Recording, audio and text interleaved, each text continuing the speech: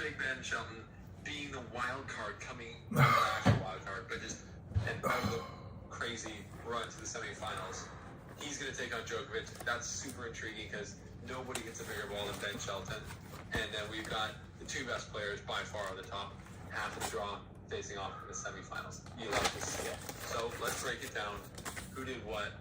What are we looking at here? And let's get into it. Here's the slides. All right, let's move this over. Move this. All right. This over How here. you guys doing? What? Doing. I How you promise doing? you're doing better than We're doing. how the guys on court, like Andre We're Rublev, doing. We're doing. Medvedev, all these guys feel playing in the humidity in New York City. Before we left New York, I was there on Monday morning. It was already Oh, you're all super here. humid, and I was like, dang. That was Man, I tell you what. It's bloody hot out there. And I don't care what you say. There's nothing in the UK like the weather here. Nothing like it. Simply nothing like it. Hola. Heard you were getting a perm. Yeah. Getting a perm. That's what I need is a perm. A permanent, I need a permanent break. All right, so we don't have many people listening, but I thought I'd read something to you while we wait for the hamster. Let's just check the price.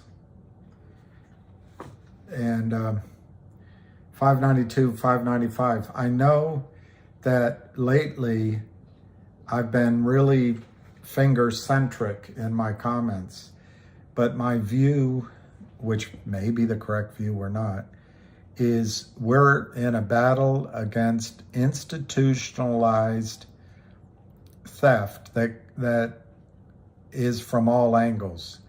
Regulatory, Wall Street, back office, journalists, everybody is on the side of this criminality, either by active participation, looking the other way, or just saying, oh, nobody'd ever do that. So anyway, to me, Finger is now, after all this time, the stock which has the potential to move with alacrity, move with a high trajectory, and bust these guys right where it hurts the most, in the pocketbook. And that, my friends, will affect change faster than an indictment being delivered to the former president. Okay. Yeah, I got a haircut. I got the hairs that I have left cut. All right, I want to read this to you. Dated January 2007 to Nancy M. Moms of the SEC. It was written by Dave Patch. And I believe Mr. Patch has retired or expired, and I'll try to ask Ham about that. But I downloaded this from Ham's stream, and since we have a little time, I just want to read it to you. Dear Ms. Norris, as a follow-up to my previous memo regarding this proposal to eliminate the tick test / price test, I would, and I guess that's what he's responding to, I would like to further emphasize the concerns the public has with regards to the regulations of market-making activities as they pertain to this proposal and other short sale regulations. As now presented in several comment of the memos to the SEC, bear raids do in fact exist in our markets, despite the assertions by the panel of so-called experts the SEC created to evaluate this rule change, and despite the assertions of certain members of the commission staff. Because the bear rate exists as a trading strategy of these markets, the SEC must keep every current tool in their arsenal active in order to slow down abuses until such time as real reform is considered and ultimately created. Part of that arsenal, outdated as it is in today's trading environment, is the tick test, price test rule, open for comments hereby to eliminate. In other words, they're getting rid of it. Current guidelines to these rules may not have stopped the bear rate altogether, as illustrated in the prior examples provided, but it may be slowing some of the events down. Some traders on Wall Street may actually comply with the intent of the rule itself. Some, exclamation point. One of the reasons the tick test, price test restrictions have become outdated, for example, is because the SEC created an exemption to market participants in adhering to such sell-side restrictions for the sake of adding market liquidity into every market environment, including a declining market. Exempt from the tick test, price test restrictions are the market makers, who can sell into a downtick or sell short below the previous price, claiming exemption under bona fide market-making activities. Quote, how much fraud are you willing to accept for liquidity? Unquote. Commented former SEC Commissioner William Donaldson in 2004 in a speech to the Federal Reserve.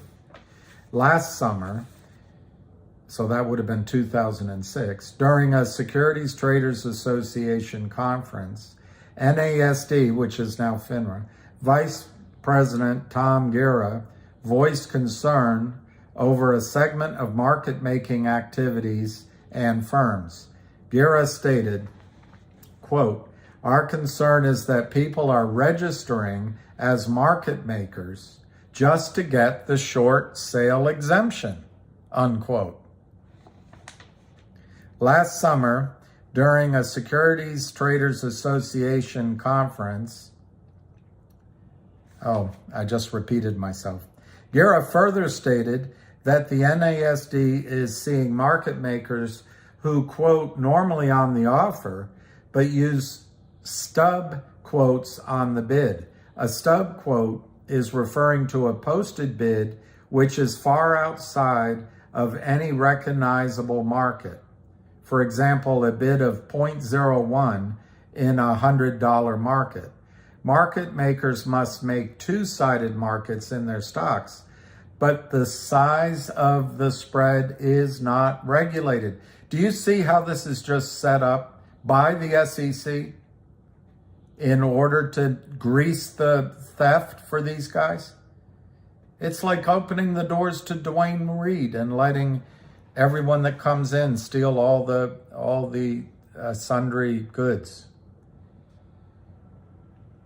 Quote, because the removal of the excess spread rule, Guerra said, it is very easy to hide in the weeds and not contribute much by the market makers. Guerra concluded that a true market maker is not, quote, somebody who goes in the box and all they do is sell, unquote. This is the predecessor to FINRA. Today, however, the SEC is not only looking to remove current short sale restrictions, which have the intent to reduce sell-side abuses, archaic as they may be, but the SEC is also failing to take appropriate steps to beef up the exemption laws and enforcement activities against market members who are executing their own style of a market raid using current day exemptions to do so. Question for the SEC. Has the SEC investigated whether short selling operations, investors/funds, financed market makers to set up shop to explicitly circumvent the short selling rules, including the stock borrow and tick test/price test restrictions? In 2005, the NASD, FINRA, barred Scott Ryan and his market-making firm Ryan & Co., I remember them, for illegally shorting stocks on behalf of 3 hedge funds and using the market maker exemption to orchestrate these short sales. The hedge fund managers later were charged with trading on insider information and illegal shorting. Question for the SEC. Has the SEC investigated the manner in which these short sales were executed relative to the uptick, downtick, and price test restrictions in order to determine whether the market-making exemption to these guidelines aided in further investor harm? While the NASD has taken these steps against Scott Ryan, many of his peers continue to remain in these markets, as stated by Tom Guerra, and they are using short sale exemptions to manipulate securities. The raid on any company who comes out with any type of potentially negative news is clear and decisive. Rarely is there any opportunity for investors to come out with a raid for investors to come out of a raid with any shred of investment left. During this activity, market makers with clients are executing the orders on behalf of their clients' wishes, but other market makers without client orders will likewise see the frenzy of selling and use their bona fide exemptions to provide pile-on selling, hoping to make quick profits. It is what they do. That sounds so much like one of my posts and videos. It's all he does. It's what he does. This pile-on is the bear raid, which was the concern when the law was created. Theoretically, in a declining market, a market maker should be on the buy side and not the sell side. Absolutely. They're there to stabilize the market. Since the liquidity in the market is sell side liquidity, and what is missing is the buy side liquidity necessary to maintain order in the market, or an orderly market. For this reason, market exemptions to market makers should not be in place during a declining market, as there is no bona fide liquidity necessary in a declining market. Question for the SEC. Has the SEC carefully evaluated the market-making activities in a declining market to ensure that the exemptions provided relative to bona fide market making, including exemption to present price test and locate requirements, are not being used to manipulate our markets on behalf of the firm or a client using such a firm's exemptions? Of greatest concern is the elimination of this rule, the uptick rule. What would happen of greatest concern in the elimination of this rule would be to those companies the economic studies highlighted as having the greatest impact. Small, less liquid business issuers, small cap, micro cap, and thus those most likely to see the greatest level of market making activities. As the SEC pointed out previously, this rule was created some 70 years ago to address the concerns of a bear raid as seen during the crash of 1929. And isn't it funny how after 4 generations roughly we forget all about the market crash of 1929, only 5 years ahead of us now. In these past 70 years, the rules may not have changed, but the markets around such rules have. Exemptions have been created, which may in fact be aiding in the operating mechanics of the very fraud the laws intended to thwart. Short selling as a strategy is good for capital markets because the short sale will provide for price controls where such controls would not otherwise exist. Short selling will furthermore add liquidity to markets that allow for investor ease in moving in and out of a position. Of course, he's talking about legal shorts who locate stock and pay for that privilege, borrow it. But short selling into a declining market, whether it's legal or not, my words, where price restrictions are eliminated, in other words, the uptick rule, and where market makers have been given free rein to sell with impunity, without restriction, same thing, of course, can only have negative impacts on the investing public. Trading such as this has no transparency and is protected by the regulators, and it is identified as, quote, proprietary trading strategy, unquote. The regulators protect this as, quote, proprietary trading strategy, unquote. They might as well say we protect this because it's the perfect criminal scheme to steal money without risk. And we'll look the other way as long as we're paid off, unquote. Consider that in the original show proposal of 2003, the SEC clearly identified that, quote, more significantly, naked short sellers, the criminals, enjoy greater leverage than if they were required to borrow securities and deliver within a reasonable time period. And they may use this additional leverage to engage in trading activities that deliberately depress the price of a security, unquote. That's the SEC commenting on the original Reg Show proposal 20 years ago. 20 years ago.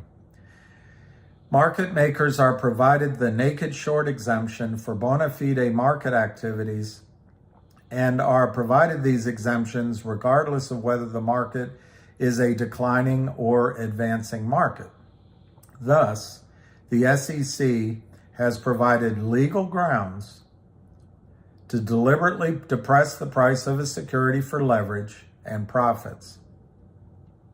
Elimination of this law, the uptick rule, will only increase those investors who abuse it,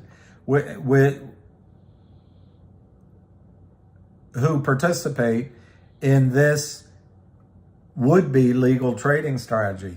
Do you hear that when I say that the SEC and Gary Gensler is complicit, the SEC has designed this so the big boys on Wall Street can steal from you, not pay taxes, and then have journalists say, hey, let's not make it personal.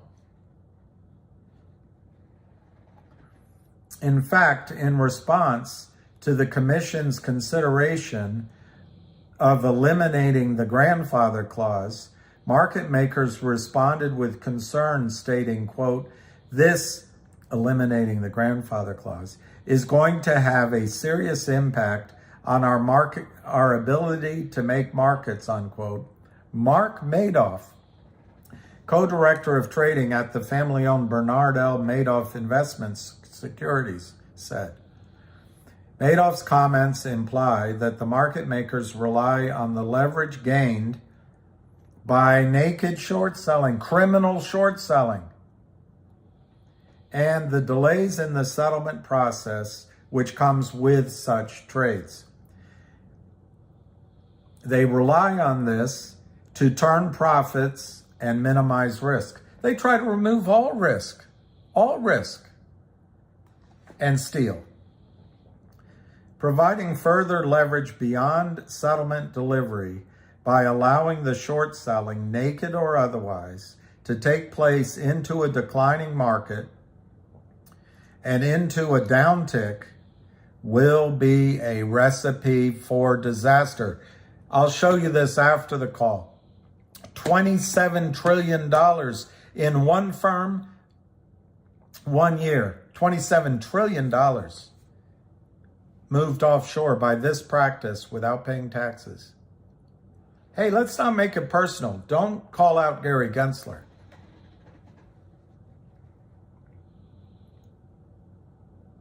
What leverage is available today has just been increased at the expense of the issuer.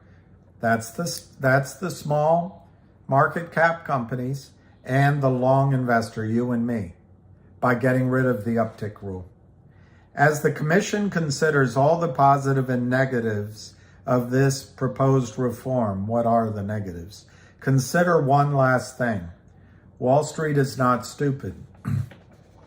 Certain players are pretty dumb, but Wall Street's not stupid. The commission clearly and publicly identified that this pilot test was to test what would happen should these restrictions be removed.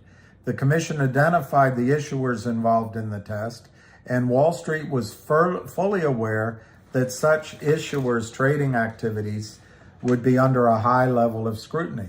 Don't think for a moment that playing nice for the short haul of the pilot test was not considered, such that by doing so, longer-term opportunities might be obtained. If you think Wall Street isn't smart enough to find ways around your laws in order to violate the public's interests, seriously consider having your head examined. No, he says seriously consider Gira's commentary. Investors are setting up shop as market makers to take advantage of the exemptions regulators, the SEC, created. Rules must be updated to account for present market conditions. They shouldn't be eliminated. The uptick rule should not be eliminated. Dave Patch. All right, I finished that. Thank you for allowing me. The hair looks great. Yeah, you gotta love those Gensler shares. The Gensler shares. I'm gonna make sure his name goes down in history, tagged next to the Gensler shares. Wow, it's hot, guys. Whew. It is so hot.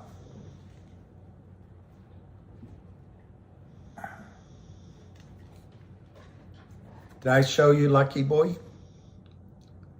Did I show you Lucky?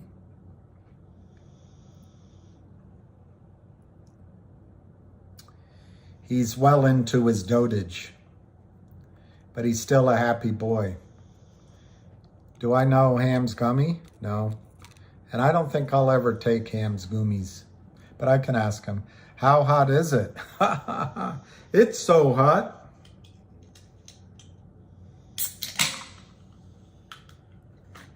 I can't remember any of those jokes that Rodney Dangerfield used to say, but it's so hot. Brum, bum, bum.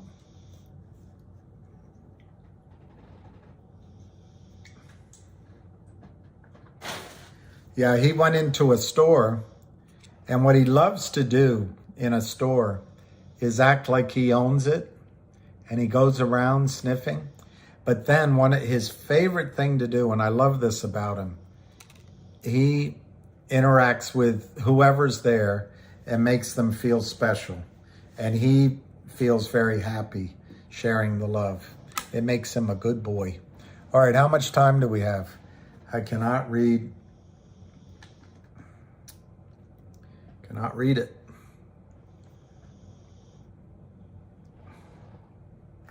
It's so hot. At the Wax Museum, Raquel Welcher's nose hung to the floor. I'm glad we're holding $6. Yeah. 607, 611, 3 minutes. So you won't have to listen to me anymore. You won't have me to kick around anymore.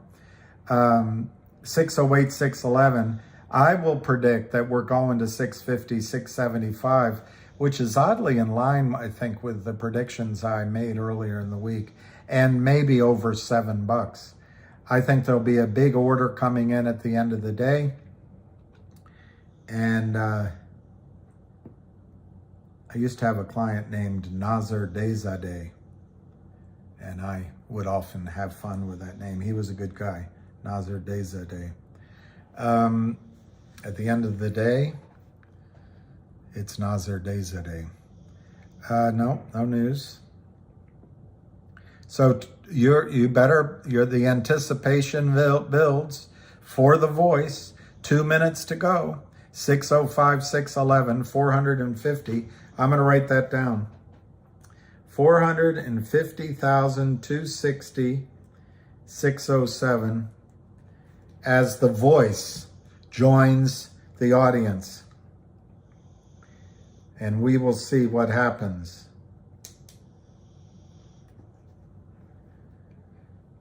Nice haircut. Oh gosh. Looking sharp. I hate getting haircuts, but thank you. I do appreciate it. Nice to finally make it to a finger family. Pooh says to go. I love that. You were the inspiration for twin beds. My girlfriend came over. Told me nobody was home. I went over and there was nobody home. I went into the club. It said topless, bottomless. I went in. Nobody was there. 602, 610. Styling and profiling. I told the woman to make me look less invisible to all the chicks out there. That was a word that for about 10 or 15 years was an acceptable word from women. I don't know what's acceptable anymore, and I certainly don't mean to be impolite. But it was a replacement for girls. You used to be able to say girls. Now you can't say girls. Girls and boys. You can say boys, but you can't say girls. But then when you'd say women, they didn't want to be called women because that meant they were told too old. It's all so confusing. It's all so confusing.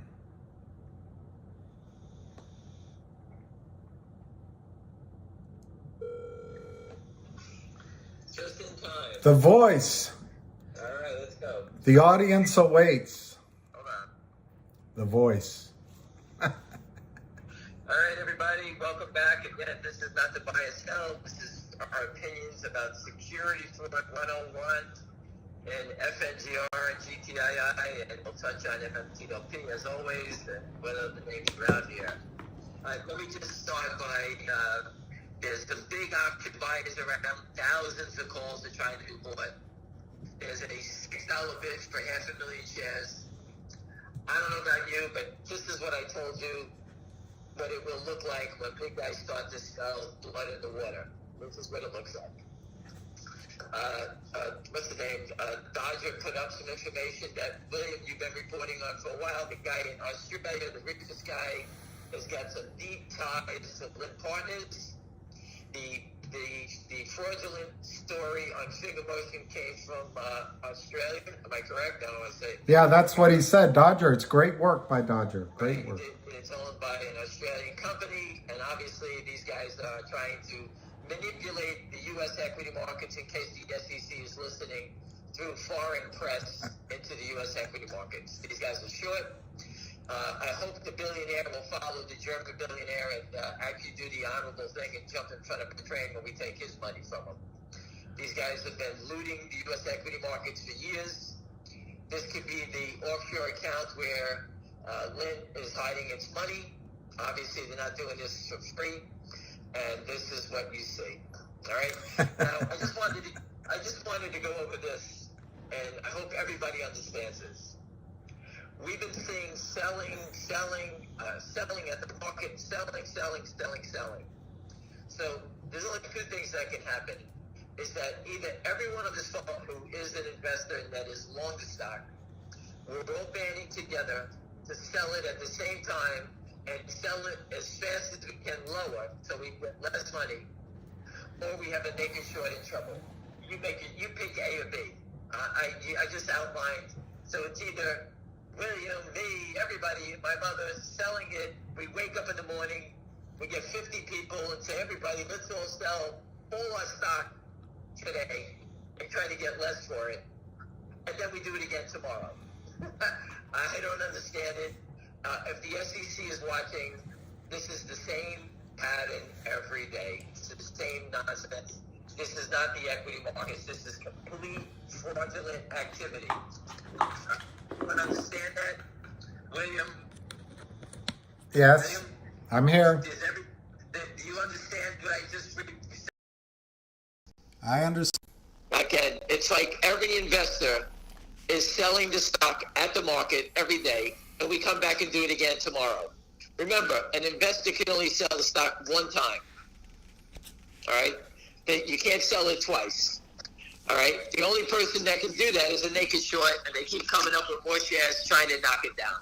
Almost 700,000 shares a day. I told you I'm going to stop at 170 million shares short. It doesn't pay to make any more noise about it. That's my total number. I'm going to stop there. Like in GTII, I believe that number is 450 million. I'm not, I am not moving an inch off those numbers. I'm going to stay where I am. I had a meeting with a gentleman who has a position in a different stock at Scottsdale. Scottsdale is manipulating his stock, trying to steal his position. So that is ties to Alpine, okay? So these guys are still wiggling around. No wonder they are still trying to stay alive, Richard Hoffman, when you do a report. I just spoke to a gentleman who has a position at Scottsdale, and Scottsdale is manipulating some stock, trying to take this guy's position from him at lower levels. And my friend's a professional. He told me this morning at my breakfast meeting with him exactly what they were doing about Alpine. So again, Wall Street's a small place. Keep talking to people in the business, and you get more gory details about what these guys do. All right, I don't know how the SEC allows these guys to operate one more minute. I don't understand it, but that's not my job. All right, if it was my job, it'd be over with already. Again, we're here to expose the fraud and finger motion. We have Lynn Partners, and now that group, Hancock, whatever the guy's name is, what's that guy's name? Hancock. Hancock and his group of Merry, whatever they are out there. But if this guy's a billionaire, his mother is the wealthiest person in Australia.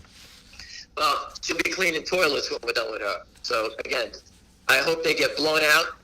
He's a disgrace if he's been funding this. Okay, he's been born with a silver spoon and he turned to a life of crime. All right, so again, I hope it's him because we love to take money from a deep pocket. Merlin Capital lost $9 billion in GameStop. I don't know how many billions this richest lady in Australia has, but I'm sure it's not that big. All right, maybe 1-2 billion. You know what? When they lose that, they have to hide in shame. All right, and that's what's going to happen here. We're not letting them get away. All right, we're going to blow them out of the water. I don't know what day it is, but accumulation will eventually drive these guys to drink, and that's what we're doing. All right, people I know, I keep telling them, buy half, good for half, buy half, good for half. Again, why would you do that? Because they try to manipulate it down every day so you lose. All right, I'm not orchestrating anything. I'm trying to show you how to combat fraudulent activity. And the way to do it is, instead of paying $6.50 for the stock and watch them drop it to $6, you buy some at $6.50, you buy some at $6, and you got a 6.25 average. Much better. All right? That's the way to approach these guys in any stock you're in. Accumulation is how you beat them. Their game is to try to create volatility. Volatility always comes to the downside. Why do they push it down? Because they can't afford the margin when it goes up. right? That's why it's the same pattern. I say the same thing to you every day so you understand it. If you don't understand it, speak up or forever hold your peace, whatever you want to call it. All right, so understand it. It's the same thing. Education is how you're going to win. Not guessing, not throwing a dart, not jumping in. All right, a couple of people wanted to buy NVIDIA yesterday, and I told them, I don't know whether it's going to go up or down. And, well, today it's down another 14. All right, so when does it turn? I don't know. All right, but the only way to play those things is with options. And if you are playing NVIDIA, you have to leg into it, buy a little at a time, because I don't know when it turns. You remember, the most important thing with options is to get that price where you can actually stand the loss. I can tell you many times I bought options at $5, and in 8 minutes they were 4, and in an hour they were 3. And when they got back to 5, I got the hell out because I was too nervous. And then they went to 10. So I didn't get it at the right price. And that's what taught me to say, okay, I'm going to buy 100 calls. I'll buy 10 here, 10 at 5, 10 at 4, 10 at 3.5, and just try to average down. And this way, when it does turn, I'm profitable versus breaking even. That's how you got to learn how to do this stuff. Right? You should paper trade, write it down, understand it, see how it works, learn it yourself. But again, I just keep repeating this stuff because it doesn't change. My trading pattern doesn't change. I'm telling you every day how it works. These idiots are short 170 million shares. Each dollar up, they're going to lose 170 million. You know, at $10, just do the math. He's going to be down $10 billion. He's going to be wiped out. It's brutal. All right? Excuse me. Whatever. Every $5 is going to be $1 billion, right, Bill? I got it right? Almost. That's what you calculated before. Right. I think so that's again, right. But the $10 is $2 billion. You know, imagine having $2 billion here and then it's gone tomorrow. I can't believe this moron in Australia would tie his whole fortune, family fortune, to something like this. I assume he probably has it set up in an LLC, and that LLC will take a beating, and someone will file for bankruptcy somewhere in the world, wherever it may be. I don't think they're that stupid. Like the German guy lost, $9 billion. He was in the top 100 of the richest people in the world. He went from that to jumping in front of a train. That's the devastation on the short side when you're wrong. That is the devastation. And that's what we're looking at here. All right? Any questions? yeah, I just, there are. Let me go with the questions. Well, first, let me just tell you, I told everyone you were getting a perm. I'm sure I don't know if you did or didn't, but that's what I told everyone. You don't want to answer that one, right? I'm permanently transformed. Okay. So first question, I'll go in order with the questions. Why wouldn't the whales start buying and push the stock up by next Friday in order to cause a gamma squeeze? What's today? Thursday. How many more days to next Friday? Too few. Get back to me next Friday. Next question. All right. Okay. You said that there's an order out there, 500,000 shares, but what price? I didn't hear it. I think there's a 6 bid for 500,000. I'm hearing that the order is for 1 million shares. For 1 million shares. Wow. All right. And then when this runs, should you And if the shorts are on the phone, I don't know who the buyer is. Brokers have the orders, so let's see who it is. If there's one of those out there, that means there's going to be many more. Because once a big player gets involved, they usually tell their friends. Like, the Lynn Partners syndicated this deal to 4 different players. I wonder which one's going to buy in first to get ahead of this. Well, you got to remember, they're all looking at each other. We call it a Mexican standoff. I forgot the name of the movie. They were all in the garage and they all shot each other. That's Reservoir Dogs. That's the movie. There you go. They're all standing in the garage waiting for the first move. None of them trust each other on the short side. And they're all calling each other up. Are you buying any? Is that you buying? Who's buying? Who's buying? No, they sit there and say, it's not me. and you know one of them's going to slip out the door shortly. That's what happens. When it moves up, should you sell in small blocks or large blocks, or does it matter? You do whatever's best for yourself. I'm a believer in, if you're in a situation like this, okay, you get the people that flip, we're trying to make 25 cents. They'll be gone, and then they'll kick themselves in the ass for doing the same stupid thing. I did it 1,000 times, so I'm not gonna advise people who flip. That's their business. I personally think that if you're looking to trade a stock, don't trade NVIDIA, Tesla, whatever, Apple. You can go find plenty of stocks that do a lot of moving and that are tradable stocks. This is not a tradable stock. This is something that when it moves, it's going to move and you make your own decision. But I believe that selling, I don't care if you got 500,000 shares, selling 300, 800, 200, all the ways up, you'll do better doing that than selling 5,000, 10,000 at a clip. So you make your own decisions, but that's, you get out of the same thing. But, Wall Street's about pennies. Think about it, a dime on 10,000 shares is $1,000. If you're nice enough to go throw $1,000 out the window every day you do trades, you won't last too long. So you got to try to make the most you can out of each one of your trades, because you will have a loser in your life. That's part of the game. I wish I had a dime for every dime I have. That's part of the game, and your game is to try to make money on your winners by letting them run. The only way you can actually make a stock and let it run is to tiptoe out so you can stay longer. All right, that's the way I was taught. Tiptoe out so you can stay longer. So if the real short, or let's say 1 million shares maybe, covers, how high would the price go? This would be north of 10 if they would just start buying 1 million. Say that again, please. It'll be north of $10 if they're not shorting it here and have to cover 1 million shares. Hey, for all I know, the 1 million shares buyer is a short. I have no idea. Right. They're trying to do if you said to me, what do I think? If that's the short trying to cover 1 million shares, he's looking for somebody with size to sell it to him, which I don't believe anybody's going to do. And they're trying to hold it down while they're offering stock, trying to buy it back. You understand? They're spoofing on one side. Right. Yet they're hoping someone's going to sell enough shares so they can cover at the bid. Right. That's it. So I've been looking at it since we started talking. It was 451. We're at 456 right now. So a total of 5,000 shares traded, and we've been on the call for 15 minutes already. You mean, what do you mean 451? Oh, the volume.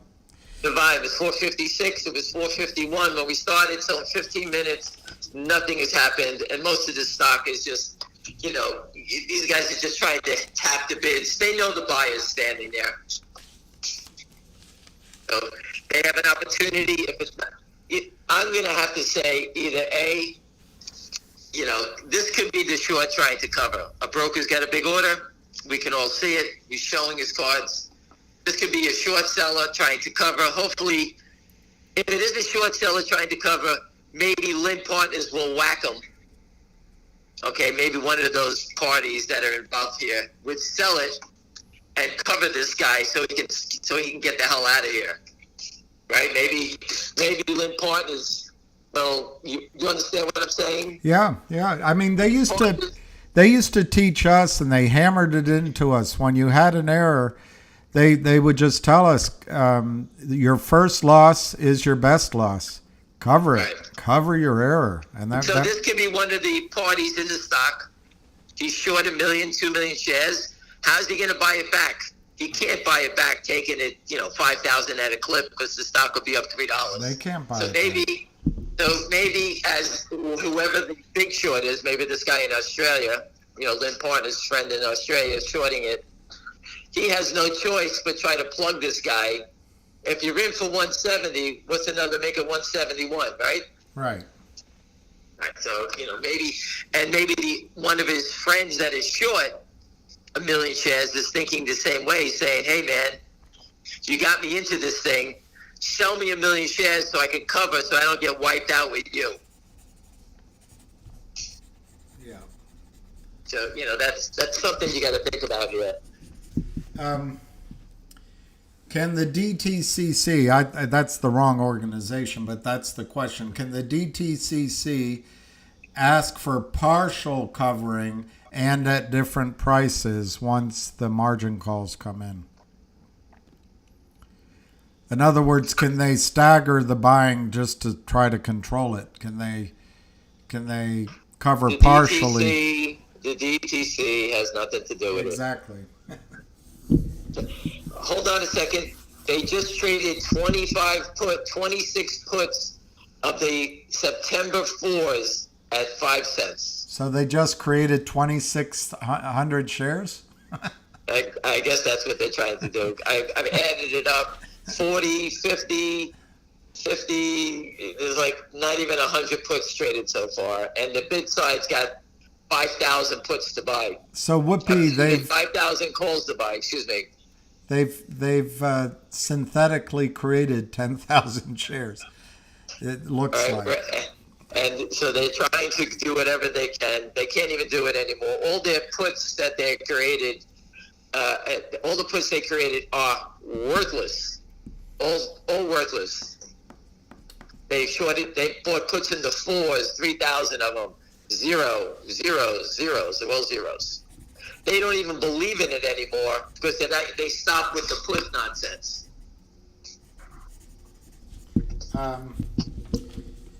Can they just push it over 6, drive it under 6, and do this for weeks ahead of us? They can do whatever they like. But again, someone is showing their cards that they're buying 1 million shares. So, do you think? Yeah, go ahead. Go ahead. People on Wall Street are starting to really take notice of what's going on here. All the proof is here. It's documented every day. And like the gentleman I met today, a 30-year vet, he was a market maker. He told me about Scottsdale still destroying stocks. And you know what? He's out there buying finger motion because now he understands what we're doing. That's Justine Hurry. That's the wife of... Right. The one running around with the diamonds at the auctions. Okay. Yeah, exactly. You know what? That's going to end poorly for her, too. So, Mr. Hoffman, any updates, please report to us on what's going on with Alpine, because obviously they're still playing games. And GTII, whatever. Why does Jeffries continue to allow shorting in this stock? Because it's good for their health. The hell do I know? It's money. They get paid. They're jamming these guys for fees. What do you think they're doing it for? I guess it's hot up in New York as well. Right. Jeffries wants to get paid. Jeffries it's just another shit firm in New York City. It's nothing, what do? They corporate finance. I mean, just the same nonsense. Yeah, I agree. Do you believe Finger will pop before September 15th? The stock, I've been saying it for 8 days, 10 days, or 2 weeks. This stock is ready to go. I've been saying it from 4, 5, up to 6 again. Again, I can't force the issue, but as far as trading goes, this stock looks like it's ready to rip. Once these guys stop putting the 300s and the 200s and trying to manipulate it, it will explode. Game set. Is this slow movement up good? This slow movement, okay, for everybody, clean your ears. This step-by-step slow movement is the best trading pattern. Not number 2. This is number 1. I know we all want to see 6, 10, 50, 100. We all want to see that. But the slow march will make this 100 times better. Because the more people who tiptoe into this thing, like a guy I spoke with today that's buying 25,000 shares. He's tiptoeing in. His date of buying the stock is today. So his clock is just starting. He's going to, after he buys it, he tells his friends, And then he tells another friend. And they, for someone that wants to get out, they're gone. And these people are sucking it up. And it goes sideways to up, step by step. Everyone gets comfortable with it. The volatility has been removed from the stock. You can go for a walk, like William, go get a perm, come back after a couple hours, and guess what? Your stock is in the same spot, doing normal trading. And this is the best trading pattern. Number one in the world. This is the best trading pattern. This makes it worse for the shorts because it makes people comfortable in buying the stock. And they have no choice now. Their volatility, the hit pieces by a Hindenburg, all that means nothing anymore. They're all dead. And you know what? I can't wait for the truck to go back out because we're going to add our friend from Australia to the truck. He wants to be another movie star. He will be a star in D.C. Let him enjoy the truck in front of the DOJ. I'm glad we were delayed, and Dodger put up that information because now we're going to bring it to the SEC. Let them look into it. So who's selling the big block of stock, though? Well, it's not my mom. She passed away, so I don't know who it is. There's no one selling stock, as you can see. Yeah, it's just they spoofing. Tried. It's just spoofing. They've tried. There's no sellers. All you see, okay, I marked it down. We're at 460. We're at 462.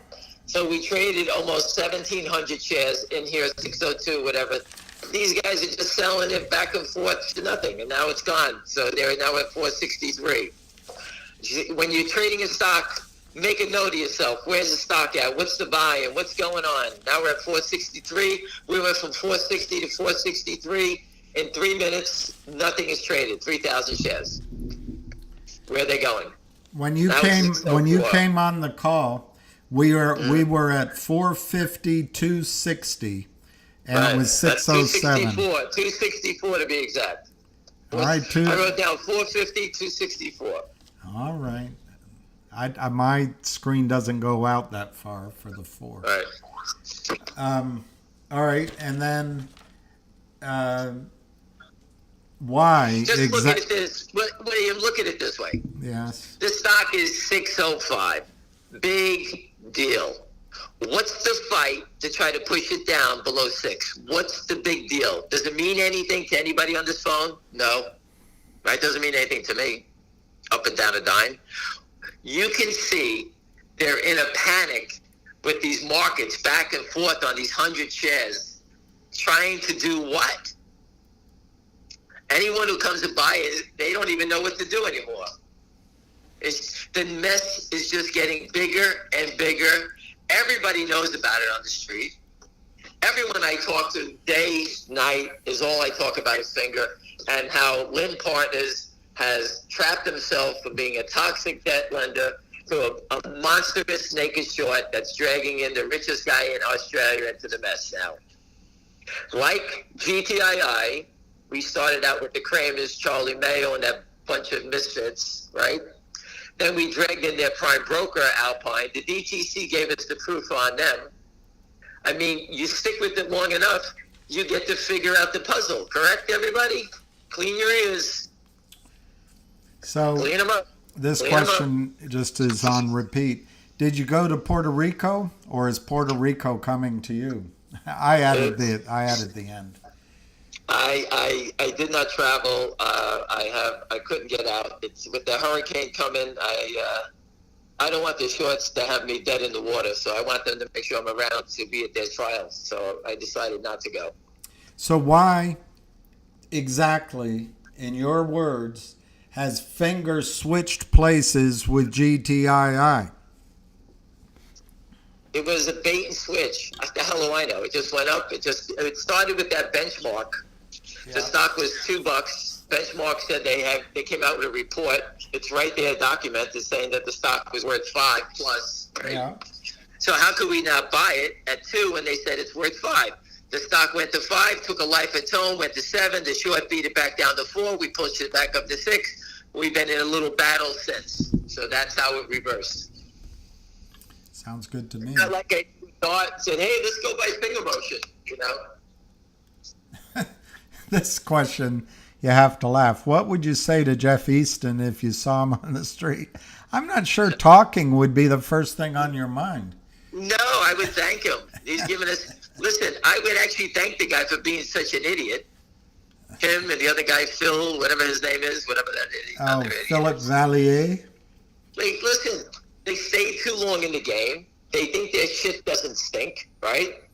And now they're bagged. That's what we call it. They bagged themselves. Thank you very much. They bagged themselves in the trade. They're upside down. They can't get out. Now what do you want to do? I told you they can't beat the whole world. They can keep trying, but they created. I would take the Kramers out for a drink. What do I got no beef with these guys. They look like a fun bunch of guys that hang out. They pick up their bartenders. They drink. They run around. You know, they're probably cheating on their wives. You know, who the hell knows what they're doing? Charlie Mayo's got a wife fetish, buying car. I mean, you know, they look like fun guys, but they made a mistake, and they stayed too long in the game, and now they got massive problems. That's it. This is Wall Street. This is how it goes. I have no. I could care less. If they want to jump out of a window and kill themselves, be my guest. I don't want them landing on me, but that's okay. But they can do whatever they like. They're the ones.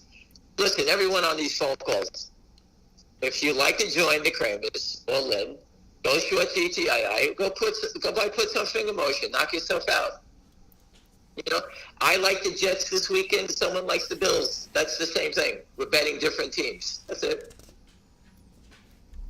Our team has the best quarterback, the best defense, and the best offense. Like Florida State against those is LSU. I told you we're going to wipe them out. And that's how I see finger motion. It's the same thing. We got the better team, and these guys they're wounded, they have no quarterback, and they're in trouble. Should Finger pay a quarterly dividend? Fundamentals.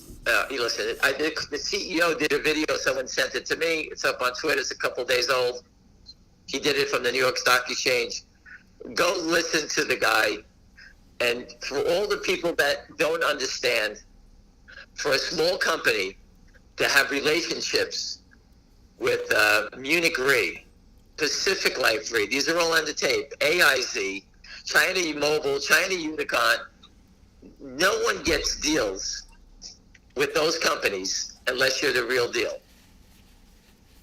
Big companies do not lend their names to small companies because they're afraid if the small company is fraudulent, they get caught up in a fraud. So a Munich Re would never lend their name. Google Munich Re, Munich RE. One of the biggest reinsurers in the world has done a deal with Finger Motion, and they're going to turn that into a business selling data to the reinsurers. Okay? So this company is on its way, whether you like it or not. You do your own homework on fundamentals. But again, I'm perplexed. Yeah. I read that Michael Dion is concerned that Finger doesn't have a path to profitability. It was in Seeking Alpha. Thank God I didn't write the negative Seeking Alpha article. I would have made more stories than ever because he's coming from Australia. You can say whatever the hell you want, right? That's the problem. It is exquisite. If you had $1,000 tomorrow morning, would you buy GTII or Finger?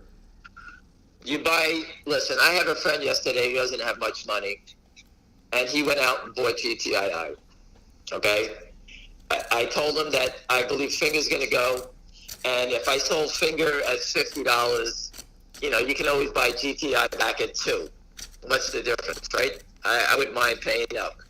But he didn't have the money to buy Finger, so he wanted to buy GTII. You have to make your own decisions based on your own financial position. Again, I rather personally, my own personal opinion, if I had to buy 500 shares, I'd buy 500 Finger.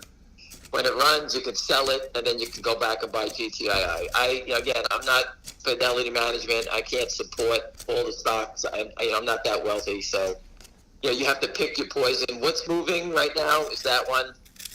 Okay, I don't believe Finger is going to go lower. There's people that are stepping in that are buying it, just like I just described to you from a gentleman yesterday. What's your prediction for the close today on Finger? Listen. If they stop selling, the stock will be. The sun's going to blind your eyes once they, like, Ned Stark or Pat Byrne always said, once they take their foot off the landmine, that's the end of the game. And if anybody likes to go try that trick, if any of the short sellers go outside, I'll get you the landmine, step on it, and tell us what happens when you take it off after we run away from you.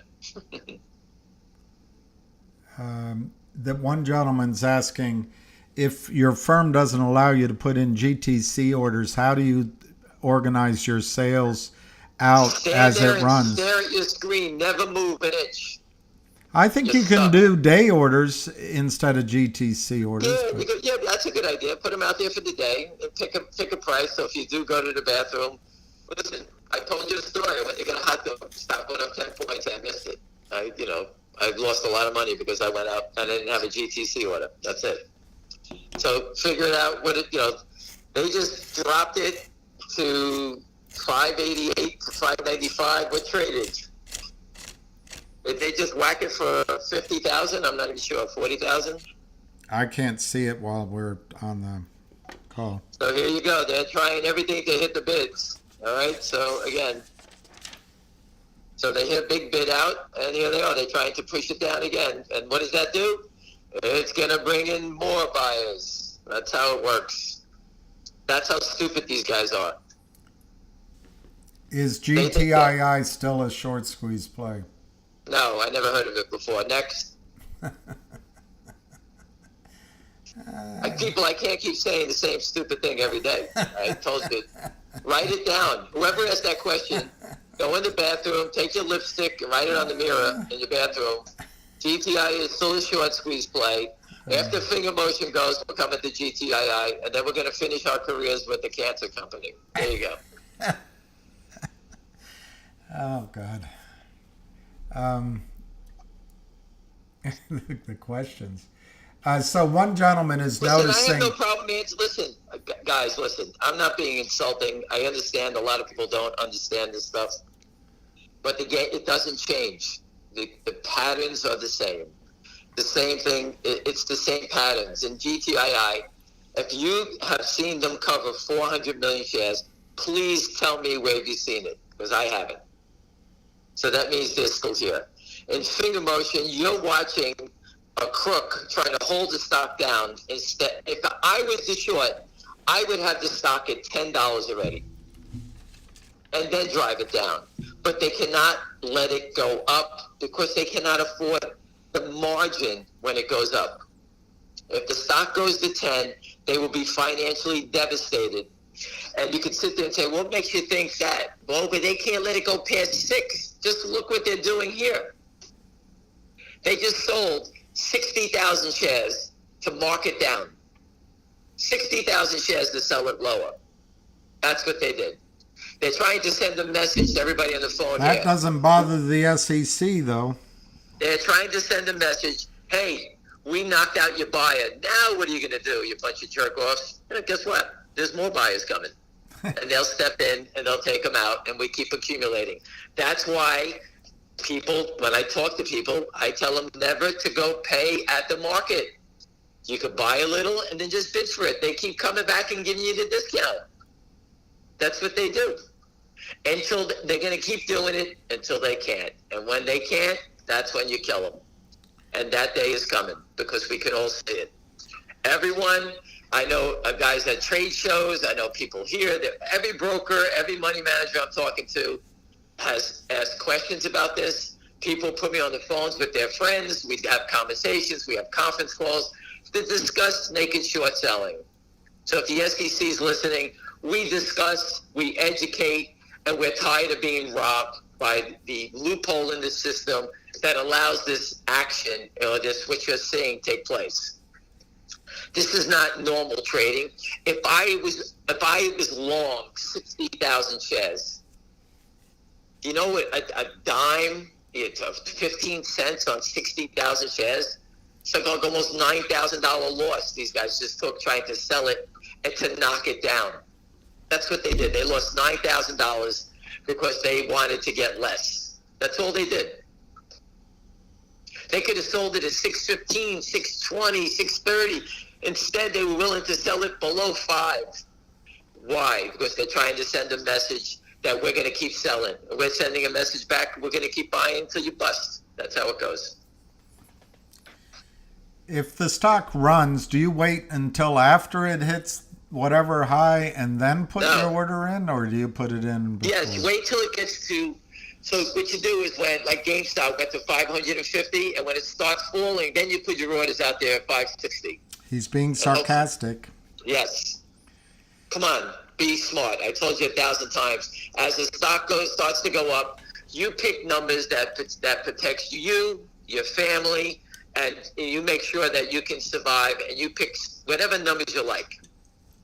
I can't tell you how to sell it. I can only tell you that if you want to participate on the upside, if you own 1,000 shares, you sell 200 at, I'll just make up a number, 200 at 9, 200 at 14, 200 at 20, 200, and you can hold on to 400, and hopefully it goes to $1,000 for you, whatever the number may be.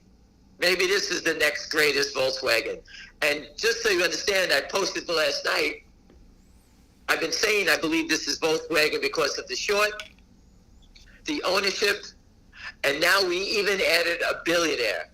What more can you want? If this isn't the carbon copy of Volkswagen, I don't know what is it. It's perfect. Now we just got to get a high-speed train for our friend to jump in front of in Australia. One guy's noticing on his Webull account that they freeze the price, and it looks like it's not trading, and then a bunch of time later, all of a sudden it's a higher price and they update the volume. I don't know exactly what that means, but I don't trust Webull anyway. Go to Fidelity, move your account.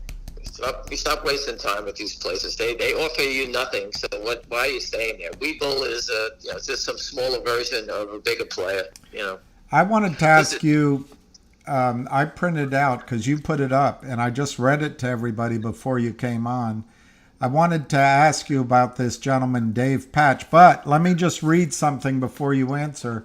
He wrote that the SEC, the regulators, protect this kind of criminality. I'm using my own words because they say trading such as this has no transparency and is protected by the regulators as it is identified as, quote unquote, proprietary trading strategy, unquote. Yes, that is correct. That was said a long time ago, and I always looked for that quote. I couldn't remember where it was. Yeah. Yep.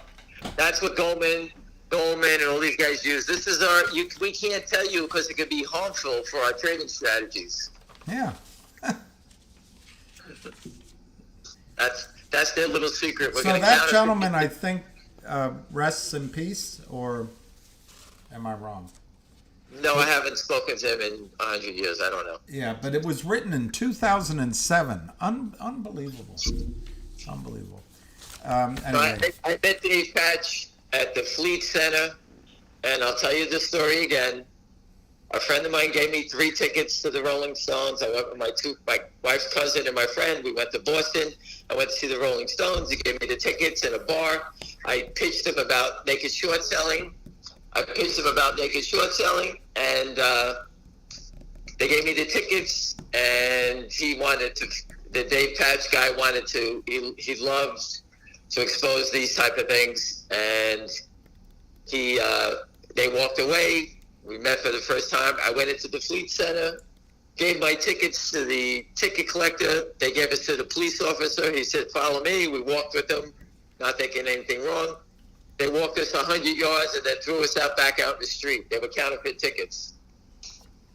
How's that? And then my friend Dave and my other friend were walking by, and I said, I just told you about counterfeits. Now I had counterfeit tickets, and I didn't have enough money to buy 3 tickets, so I left my wife's cousin and my friend at a bar, and I went and saw the Stones.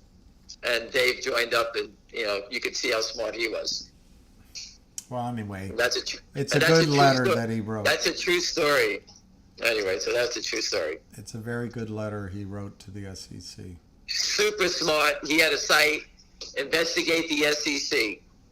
If you go back and look at Wall Street Conspiracies. You can see Dave on there. He's also Pat Byrne had a piece. He got on the CNBC and he fought with this one guy. I forgot his name, and all he kept saying is, "Prove us wrong, settle the trades, and let's see what happens." And they never did.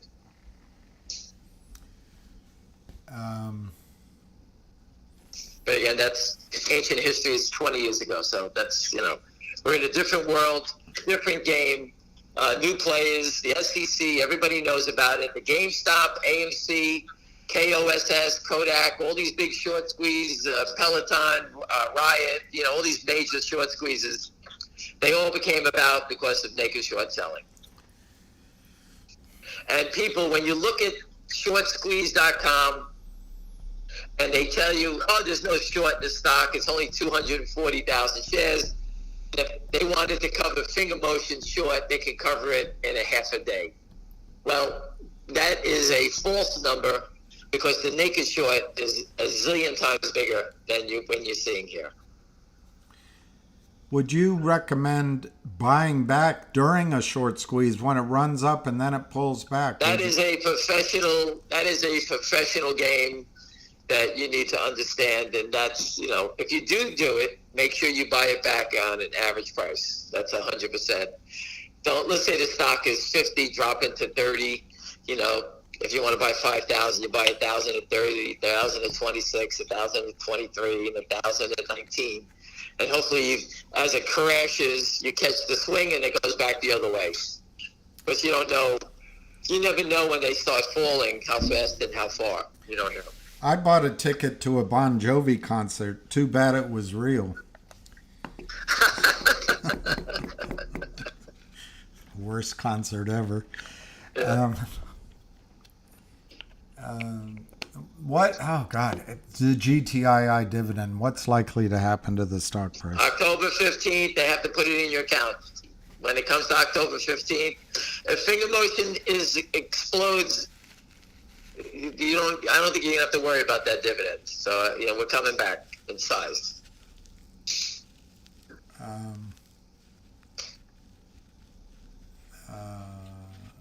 Somebody's asking about Borders. I don't know anything about Borders. Daniel Borders. Whether you know him or not. I don't. I've spoken to him one time. I do not know the gentleman. I hear good things about him. That's all I know. That's about it. Yeah, exactly. I don't know anything. Is he good? Is he on the pickleball court? Then I'll know him. Otherwise, I don't know. Okay, this question has never been asked before. How high can finger go? 611. I'll say 611. 611. All right. Is that with a zero after it, or?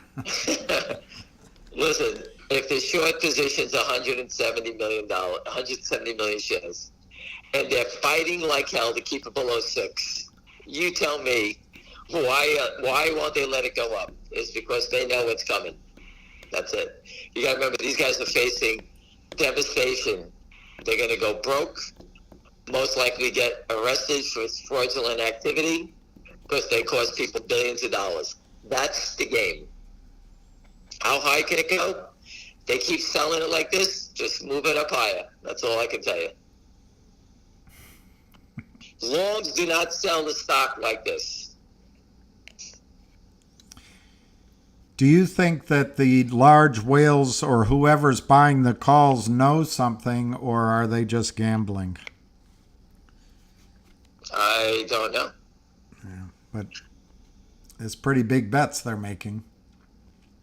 Well, that means that, if you just go to the SEC complaints and just Google option trading, call buying in a stock, most people who get caught with insider trading, okay, they use options as their way to get bigger into a stock.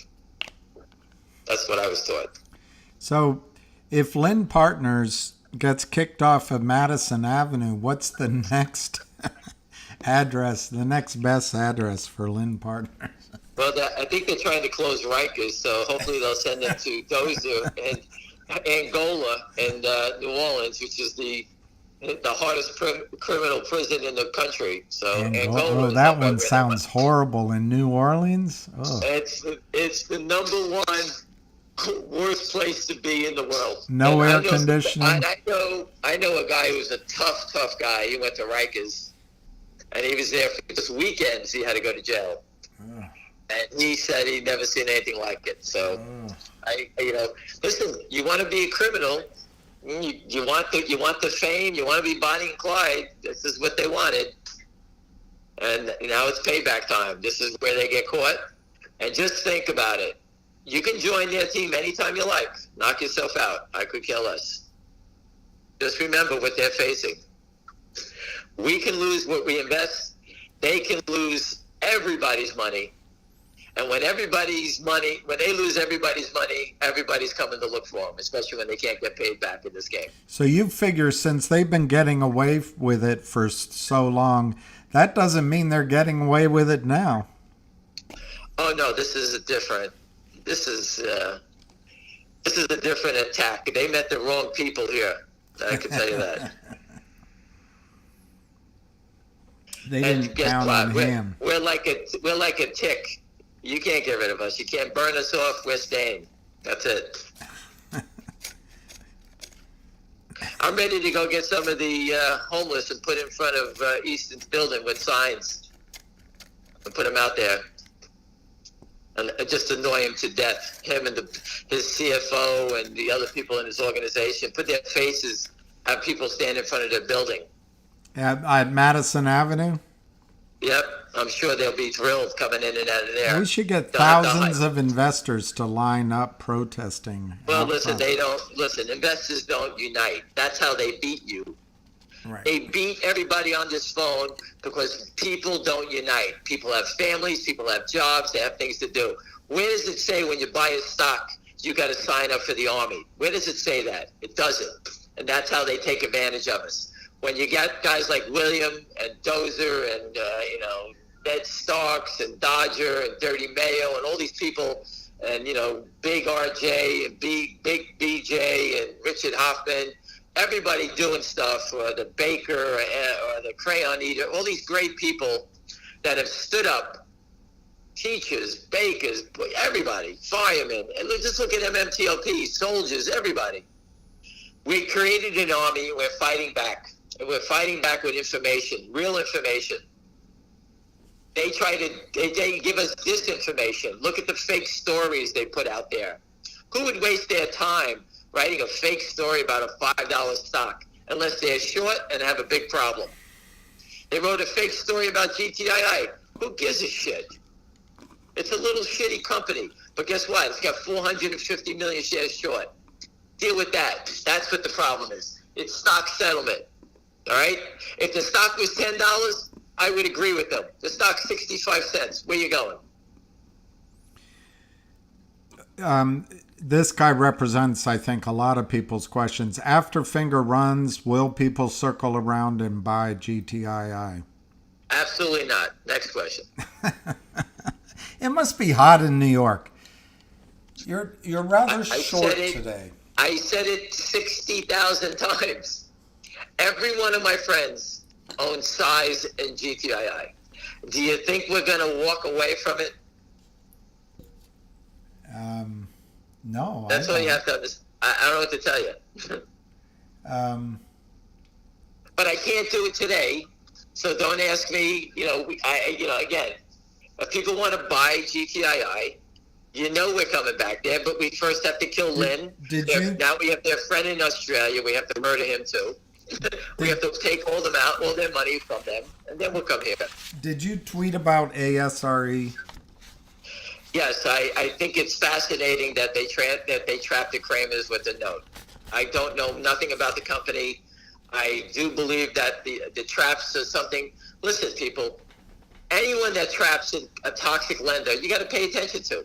Okay, you have to pay attention to it. Again, I don't have the money to buy any of these positions. I'm focusing on two, but I applaud the people that are following the playbook and how to get these guys. That's important. So if you guys want to piss on somebody else because they're doing something, then go ahead, but don't drag me into it. I applaud guys that are fighting.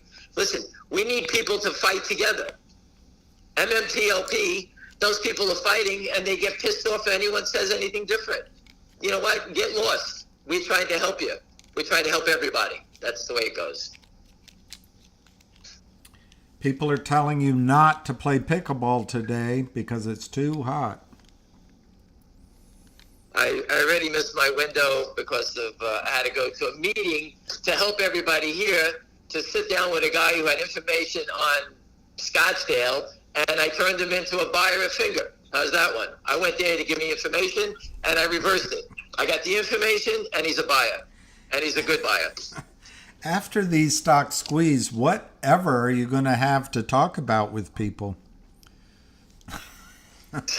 So people don't know. I didn't speak until I was like 20 years old. I was super quiet. Now I haven't shut up for 25 years. I haven't said 30 years. I haven't shut up.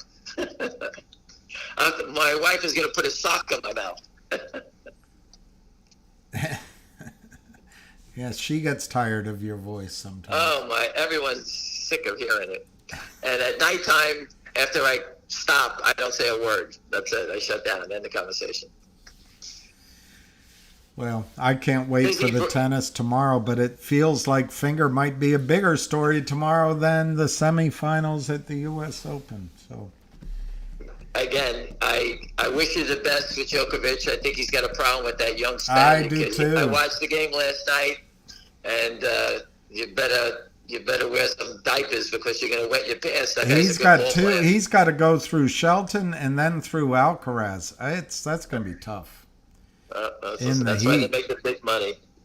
They'll close that. They'll close it up tomorrow. The heat, I think the temperature breaks in New York. We're at 95 already today. It's nice out. I like the heat. I love playing in the heat, and so I appreciate your concern, but I don't think the heat's going to kill me. I'm here for one reason, to educate you guys. I beg, if the SEC is listening, if the short's listening, I beg shareholders every day, call the SEC, whistle blow, tell them whatever stock you're in, report the crime. I can't say it anymore. What else can I say? They say they pay out billions of dollars. Well, don't collect it. If they ever gave it to me, I told you I'm donating it to cancer research. I don't want the money. All right? To me, the money is, listen, I like money like the rest of us. I love to do all the crazy things. But you know what? It doesn't mean how many steaks can you eat a day? The cream is these animals robbing investors couldn't give a rat's ass. How many steaks can they eat? All right? When they get cancer and they get sick, they're going to die like the rest of us. Why would you choke off companies that can help save you, your kids, your grandmother, your mother? They don't give a shit. Lynn Partners, they're a disgrace. Disgrace, stealing money, smiling as though they're saviors. They're a disgrace. People are dying.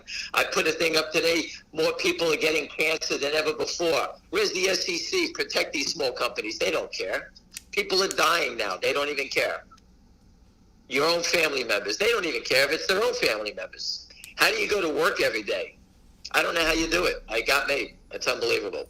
Is $6 an important number for some reason? Gamma squeeze? Who the hell knows? It just shows you how stupid they are. I told you before, if I was the short seller, I would push this stock up to 10. Have everybody coming in to buy it. Hurry up, it's going. And then drive it down. They let it go to 6.13 and smash it down as fast as they can. Why? I don't understand it. What's the big deal? Because they can't meet margin. That makes no sense.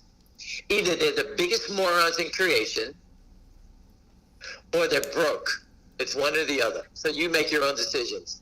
So I can't believe they're that stupid trying to sell it down.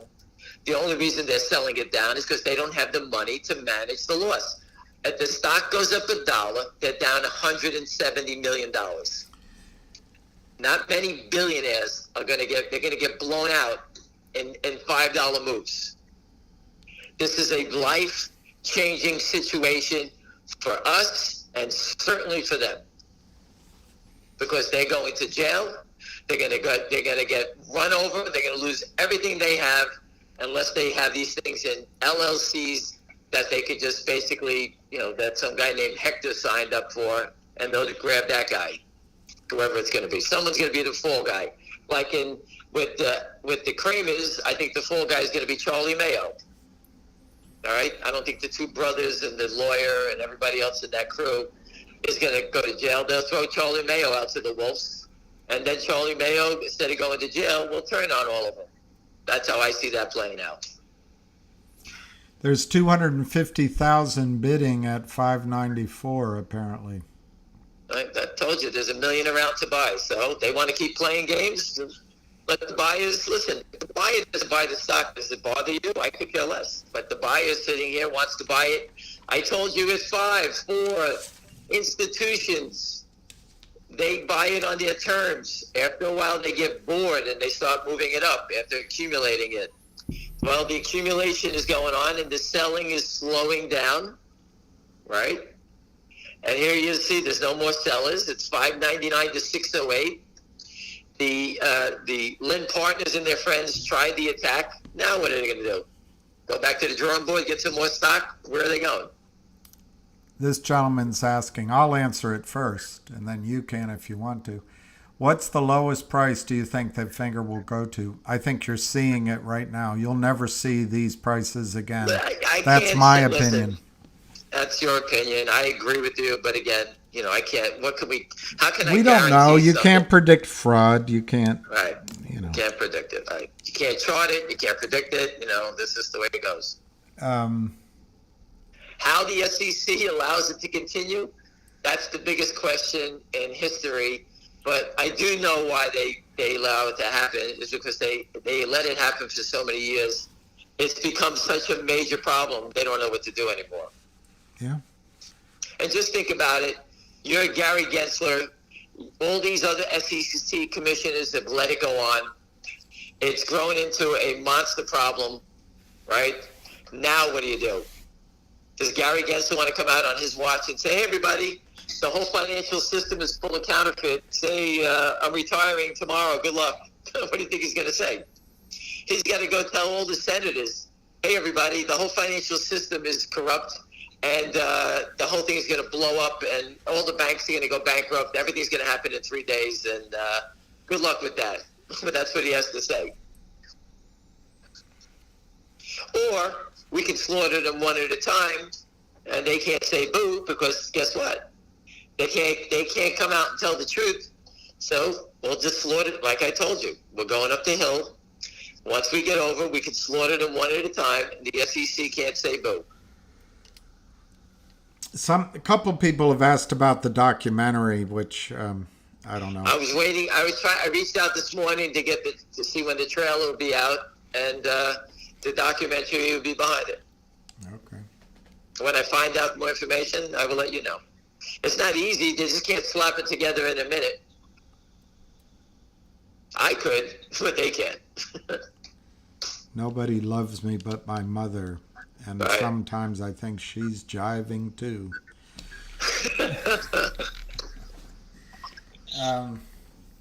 They're run out of questions, but there are a lot of repetitive things. So. Again, we're going to run them over in finger motion, whether it's today, tomorrow, Monday, whenever it comes, it's coming. And then we'll circle back and we'll buy GTII. Everyone I know, my friend called me from Orlando. I was with him the other day. His friends all own GTII, and he's buying more. He was buying. He focused. He's starting to buy finger motion, and that was when I was in Orlando at the football game the other night. All right, so he still owns it. These are friends that I went to high school with that did look for me for stock advice, and I gave it to him. Well, you often tell people just have your friends buy 100 shares. And well, no, I always tell everybody, listen, I was taught on Wall Street as an institutional broker, when you hear a story and something, I relay it to the hedge funds, and they make the decisions of whether they buy it. I never have inside information. I don't have the backs in my hand, or I don't have that type of information. But if someone calls up and says, hey, I hear Goldman's going to upgrade this stock, or Goldman's got 1 billion shares of this to buy, I would call up the hedge fund and say, hey, I just heard Goldman has this. This is what I heard. And they would say, hey, you know what? Let me look at that stock. I like that stock. Buy me 100,000 shares. And that's how it would work. If I didn't say it, they would never know about it. And if they call me back later on and says, oh, man, I heard you knew about that stock, and they would say to me, you need to tell me everything, and I'll make the decisions because they have the money. And that's the way I was taught.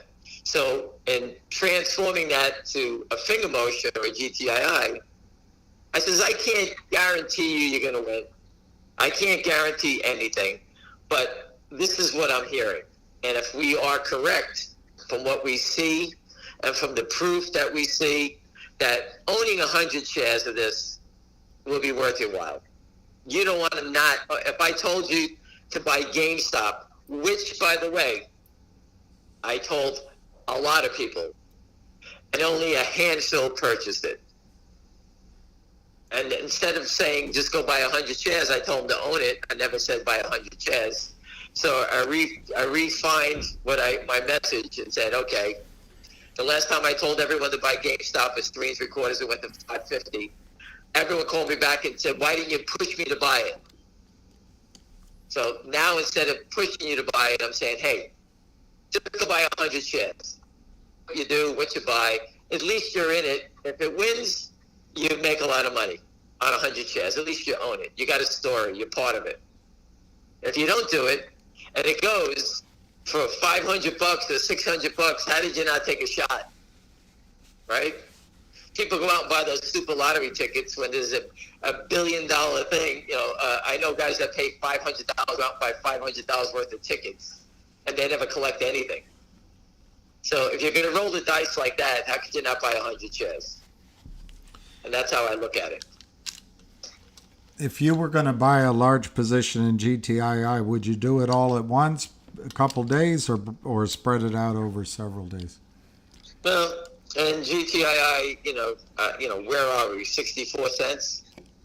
Well, this gentleman wants to buy 100,000 shares. Should he break it into two parts, 5,000? You buy 10,000. Try to get it all below 65 cents and get it at your price. There's no rush. Just watch finger motion. I'm giving you the heads up. Watch finger motion. Finger motion breaks 10. I'm sure that GTI will be somewhere between $3 and $5. One guy here is saying GTII is going to go to 10 first. So, hey, listen, it can turn in 2 seconds. GTI can scream to 10, and we can all be standing with our finger up our you-know-what and watching it go. I mean, what can I say? We own it. We don't know. We want to buy more, but we can't. But you need to raise capital, and we're raising capital off of Lynn Partners and their friend in Australia is back. That's how we're doing it. I think it's Stephen Rosenberg. He said he used to play poker with someone who had to go to Angola prison. Ugh. He said it's horrible. I'm trying to look for the comment. I can't find it. It sounds horrible. I would never want to go to prison. Listen, if you don't want to go to prison, don't commit crimes. I don't run yellow lights when I'm driving. I don't speed. I obey the laws. I don't go into stores with guns and try to rob people. I don't break into houses. I don't commit security fraud. I am a normal person that goes to work, play pickleball, eat dinner, and start over again. That's it. You want to be a criminal because you think you're going to be the Rockefellers, or you want to be the next Stevie Cohen or Warren Buffett. Hey, if you're not doing it the honest way, then you're going to get, when you get caught, you have to pay the price. So the more you steal, the more you hurt, the bigger jail time. And you're not going to a tennis camp anymore. These white collar criminals are going to start doing hard time. These guys are finger motion right now with 170 million shares at $6 is a $1 billion fraud on the short side. $1 billion. That's right? Okay with the SEC. Right. Listen, it's $1 billion crime. And each dollar up is 170 million that's going to be added to the pile. Because they're 100% walking away because they don't have the money to cover this. And What? you say, how do you know they don't have the money to cover it? Because look at the desperation to hold it down.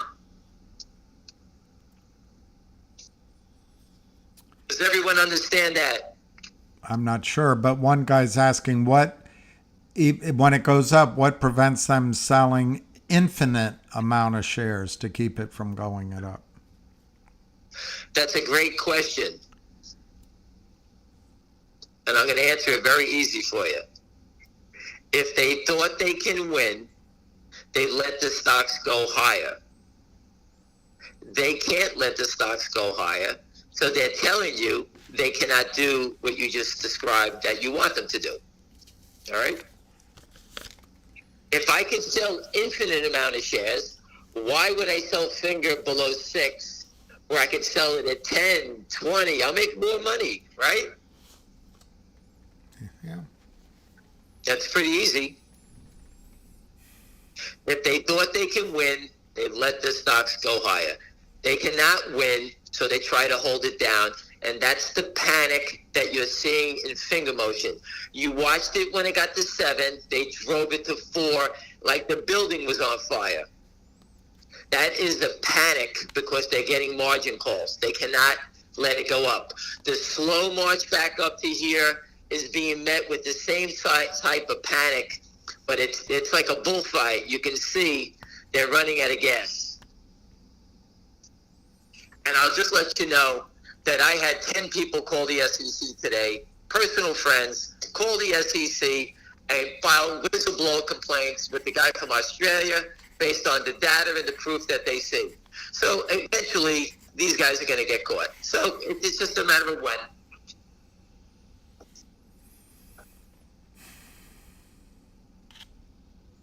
And the truck, as soon as I get the time frame, well, I'll let you know about the truck. As soon as the movie trailer comes out, when I get the movie trailer, you'll have it about 4 seconds after I have it.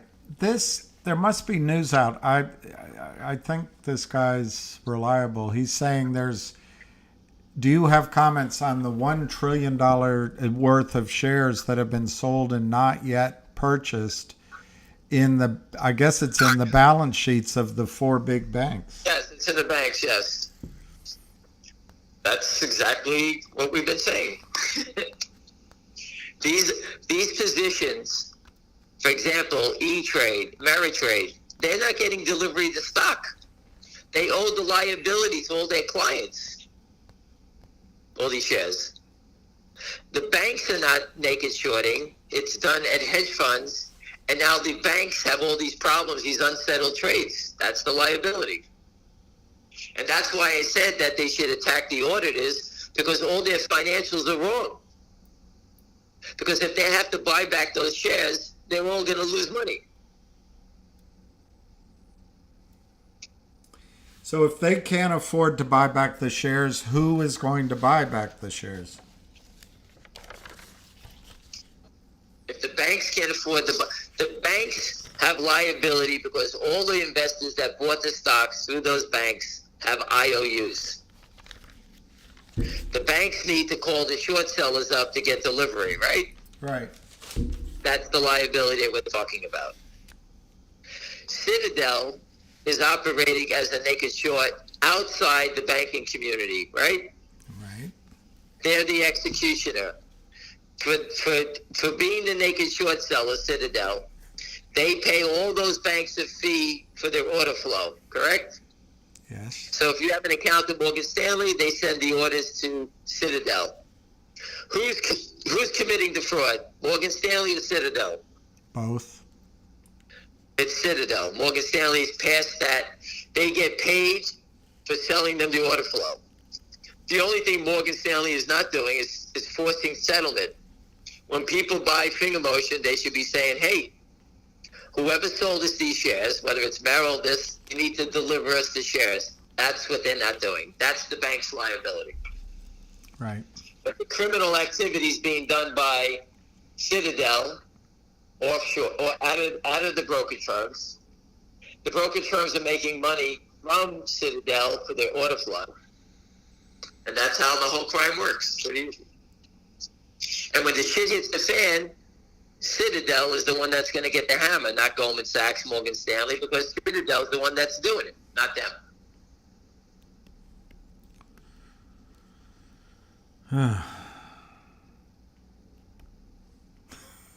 Is that it? That's it. Suddenly I feel depressed.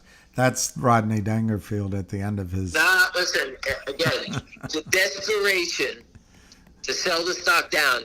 Could anyone, I can't see the time in sales right now, can anyone tell me how much they blasted to get it below 6 before? What was the total amount? If anyone can tell me that while we got you on the call, so if anyone could shoot that to me. They might answer that. I just got to put my glasses on. It's 549,000 shares. Yeah. Yeah, I'm just trying to figure out the... Look at that. They're just keeping it right at 6. Unbelievable. Well, God bless their heart. They're still fighting. Again, listen, I told you before, FI Lynn Partners, they've given you an opportunity that can change your life. You have to figure out how you can participate. If you want to participate, I could care less. If you don't want to participate, understand it, because these opportunities are not everywhere. AMC had the opportunity. The CEO turned his back on the investors, and it turned into a shit show. And I put it up there. How many times did I tell you that we tried to reach out to the CEO, right? Right. I had someone sitting next to him at a Kansas City football game. I put the photo up of him. So you know we tried to help him out. Why he didn't and what is he doing, I have no idea. But the investors in that company, that CEO, let these guys take advantage of it, and I can't help it. There's nothing I can say. But I think we have two companies that are fighting back and doing everything they want, that we would want as an investor to be aligned with management versus these guys who have not. And don't ask me why they wouldn't. I think the guy from GameStop, that guy Ryan Cohen, will eventually do something that will squeeze the shorts, but I don't know what he's going to do. I have no idea. Someone's answering your question. They think it was 30,000 shares, but... Okay, that's... So they whacked out 30,000 shares to sell it down.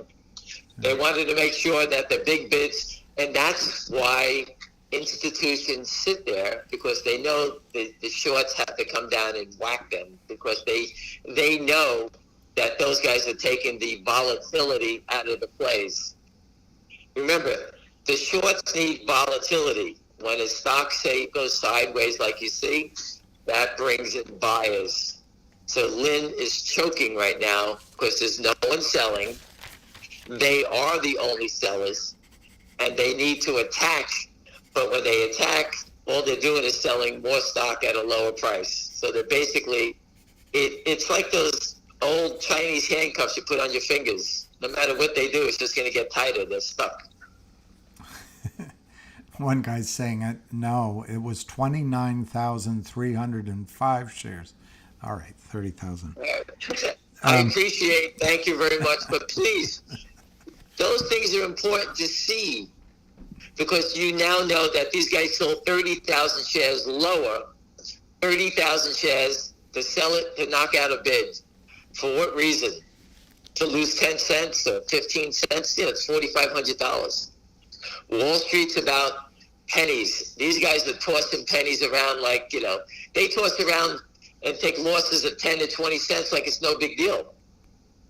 And that is a sign you cannot survive in this game by taking those losses.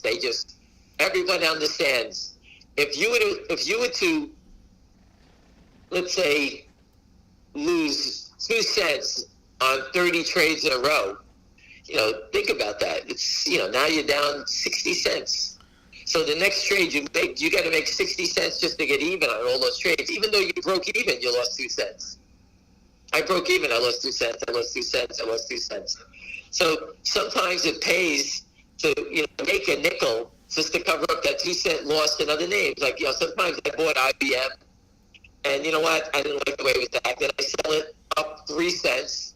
I made 3 cents. That covers the next one that I break even on. That's what Wall Street is about, to make money. That's what we do. That's the game. And then when you catch something good, you make a lot of money. But you need to stay sideways, cut your losses, and pay attention. Every penny counts.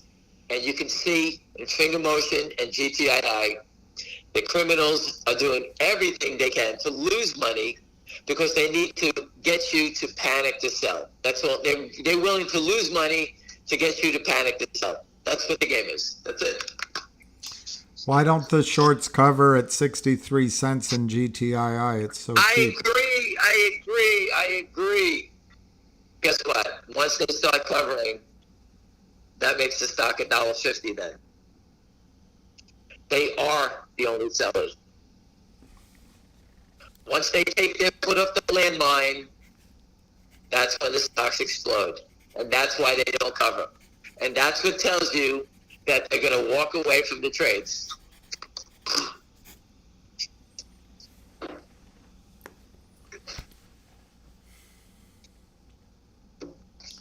Well, you've done another magnificent job. And here it is. It's 2:20. And all this activity, they're doing everything in their power to hold it at $6. Why? I have no idea. Is $6 something, does it mean something? Not to the longs, not that I think of, but to the short sellers, it's got to be, someone must be screaming at them, you got to put more money up. We need more money. We need more money. Don't let it go above 6. Someone is saying something to them. And that's all I can think of. It doesn't make any sense. Again, if you were the short seller, just let the stock go higher. We always win. We're the smartest guys on the street. We always win. How come they don't let the stock go up? Because they can't win. They shorted so many shares, they can't win. That's right. And I do believe this stock is going to explode. That's what I see. You can see the manipulation. They hit the 598 bid for 100, then they print 100 shares at 597. Hurry up, they're selling it down. They sell it to themselves at 597. Then whoever bought it at 597, he goes on the offer at 601. So if they print it at 597, that 601 offer is the guy who's buying it at 597. That's all they're doing, buying it back and forth. And whenever a buyer comes in, they hit the bids because they don't want it to go higher. And that's what tells you accumulate it. You want to buy 1,000, you buy 500 at the offer, and then you bid.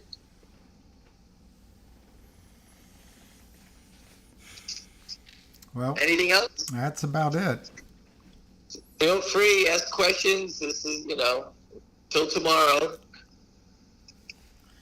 Tonight. Is now the time to buy puts on Jeffries? No. I told you, when Finger Motion passes 10. Jeffries, no one knows about Jeffries and Finger Motion. Except everybody on this call. We put the puzzle together. But until Finger Motion is screaming, all right, mark that down. When you see Finger Motion go, and you say, you know what, I like to take a shot on the short side, Jeffries would be the short play, because we know that's their prime broker. It's in the document. You can take a shot on it. And since I don't know the timing of when Lynn breaks and Jeffries reports the loss, it may take a month, it may take 30 days. Look at Credit Suisse from the time that Credit Suisse, and the time that gentleman from the hedge fund, what was that guy's name again? Bill Wang, whatever his name was, when he defrauded Credit Suisse, and then about 3 months later, Credit Suisse went to zero. So it was a 3-month lag time. So I look for something like that. So if the figure was to go today, So we got September, October, by November, December puts out of the monies, because that's when the bloodbath will come, and that's when the funds will start dumping Jeffries, and that's when you'll start seeing people run to buy the puts on the stock. And hopefully they go to zero, because they deserve it for allowing the fraud. Clemson versus FSU, 9:23. So I need to tell you, those orange clowns are going to fold, just like the Tigers. If anyone's from Clemson, South Carolina, I will be there.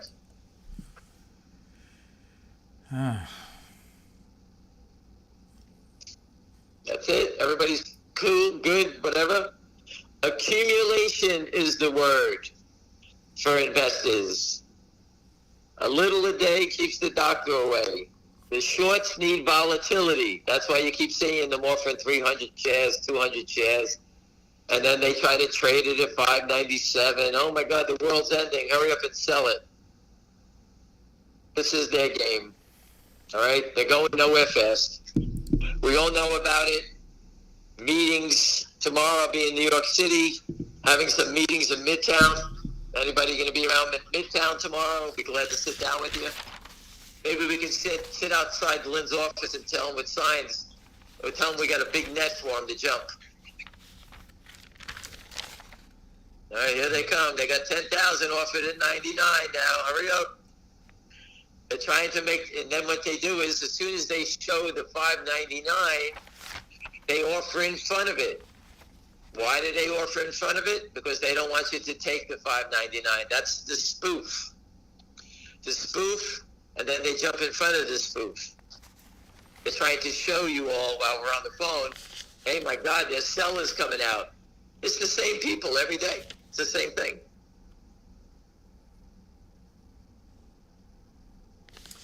All right? Well, they need to have the stock. They need to have the stock red. They have the stock down 9. Look, they printed already at 591. I missed it. They printed there's it nothing in the markets that Gary Gensler needs to address. You can see this. I can teach the whole SEC in 10 minutes how to spot this. We can go stock to stock.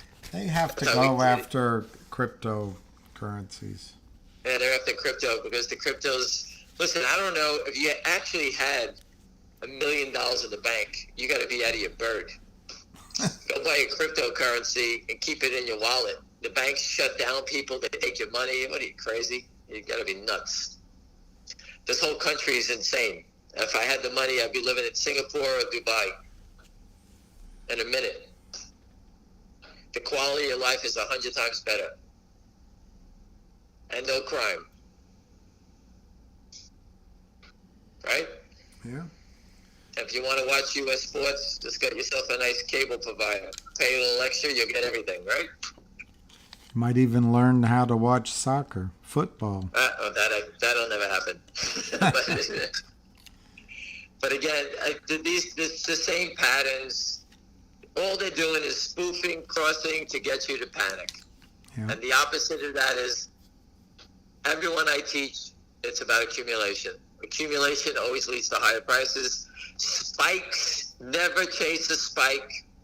Wait for if you want to chase a spike, buy 10% or 20% of what you want to buy, because you can see after a spike, 6:15 this morning, they pushed it straight down, right? Yeah.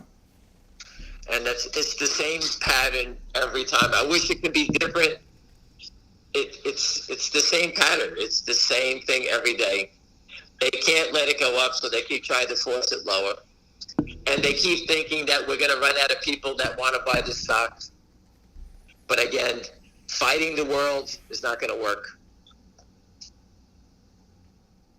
That happened to the short sellers in Volkswagen. They fought the world. They got blown out. That happened to the short sellers in Peloton. They got blown out. Beyond Meat, Kodak, HKD, TOP, you name it. All these guys, all these shorts tried to fight the world. And the difference between those names I just mentioned and Finger Motion is 1,000% complete security fraud of Lynn Partners and their friends in Australia, naked shorting against a toxic note that doesn't exist, and now they're trapped. And the same thing has happened to GTII. The same thing is going to happen into Wolf. And I hope it happens for the people in ASRE who got the Kramer strap. That's it. That's all there is. Once you trap the debenture guy, all right, then it's just a matter of accumulation until they pop. That's it. There's no way for them to cover. They got to cover in the marketplace, and they don't have the money. If they're selling the stock at $1, buying it back at $10, they can't afford it. So that's when they bust. Anything else? Nope, Richard that's Hoffman, it. keep us up on Alpine. Richard Hoffman, keep us up on Alpine. That Scottsdale is still playing dirty games, as I heard this morning. And I like to keep that group of people up on it because they're supporting us in Finger Motion. And for all the other people that are supporting us, again, with the Roman army, when we fight together, they won. When they broke you apart, the barbarians slaughtered the Romans. All right, that's why they keep attacking. They want to break apart the army. They want you to panic and run, and then they're going to slaughter you. That's what they try to do. If you want to sell your stock, sell it when it's going up. Sell into the strength. They're trying to get you to sell into the panic. That's all they try to do to you every time. They drive it down fast, and they try to set a new level.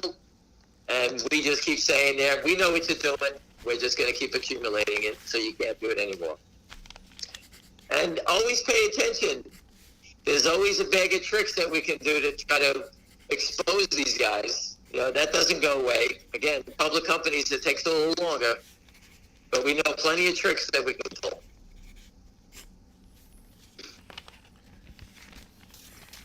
That's it. That's it. Somebody's All right, pointing everybody. out that ADTX went up, and that's the biggest shareholder is Savvy. It's an interesting point. Jennifer points that out.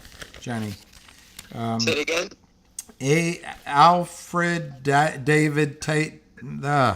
Apple David TX is up. And the biggest holder is Abby. Savvy.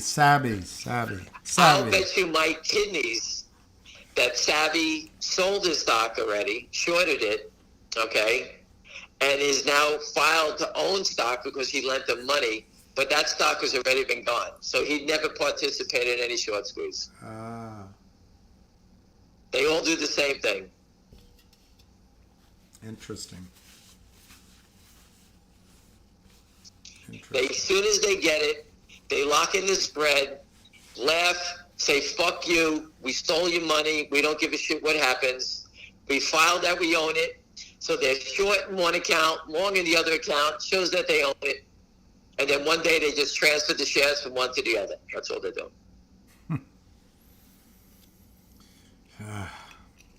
As they say, these guys would fuck their own mothers for a quarter. Ugh. And his name isn't Savvy, we call him Two Plates because he's a fast fuck. That's going to be his gangster name in prison, Two Plates.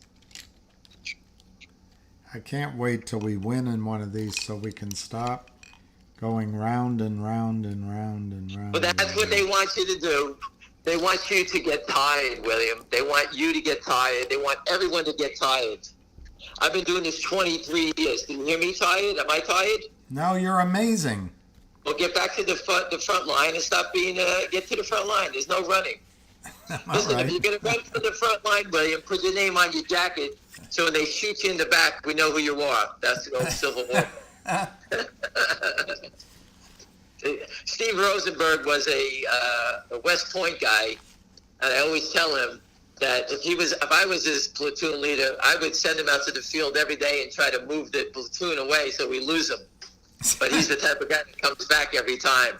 Those are the guys we want to be in battle with. Just stick him in a hole and he'll stay there to the end. All right? We don't need guys like you running from the front line, William. Get back up there. Hey, one of my good friends his dad was in Korea. I think he fought in the Frozen Chosen, which is the most brutal battle and the most brutal battles ever. And he had to save his troops. And he got the Purple Heart. He passed away, the Silver Star. He picked up the machine gun on fire, burnt his hands, and held it while he mowed down everybody to save his guys. Oh my gosh.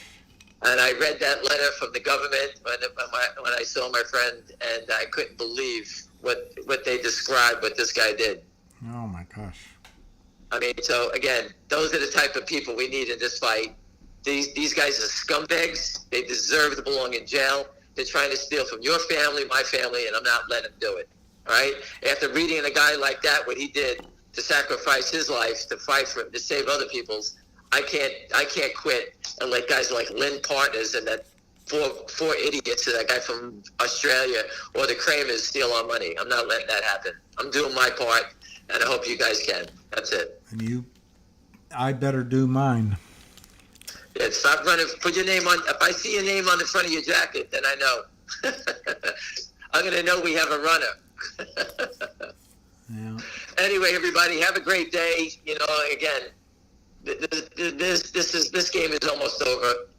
Again, this is what the end looks like. All right, everyone, have a great day. Thank you, Ham. You got it. All right.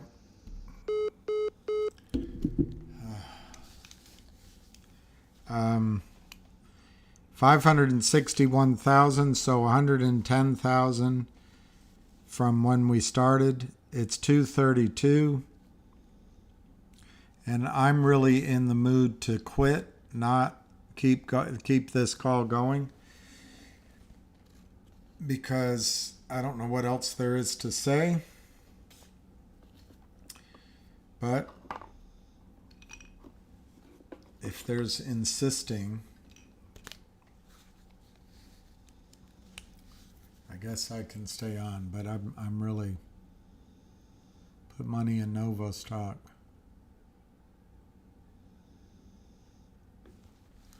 I'm not going to try to distract people to other stocks. I really think Finger is the play right now.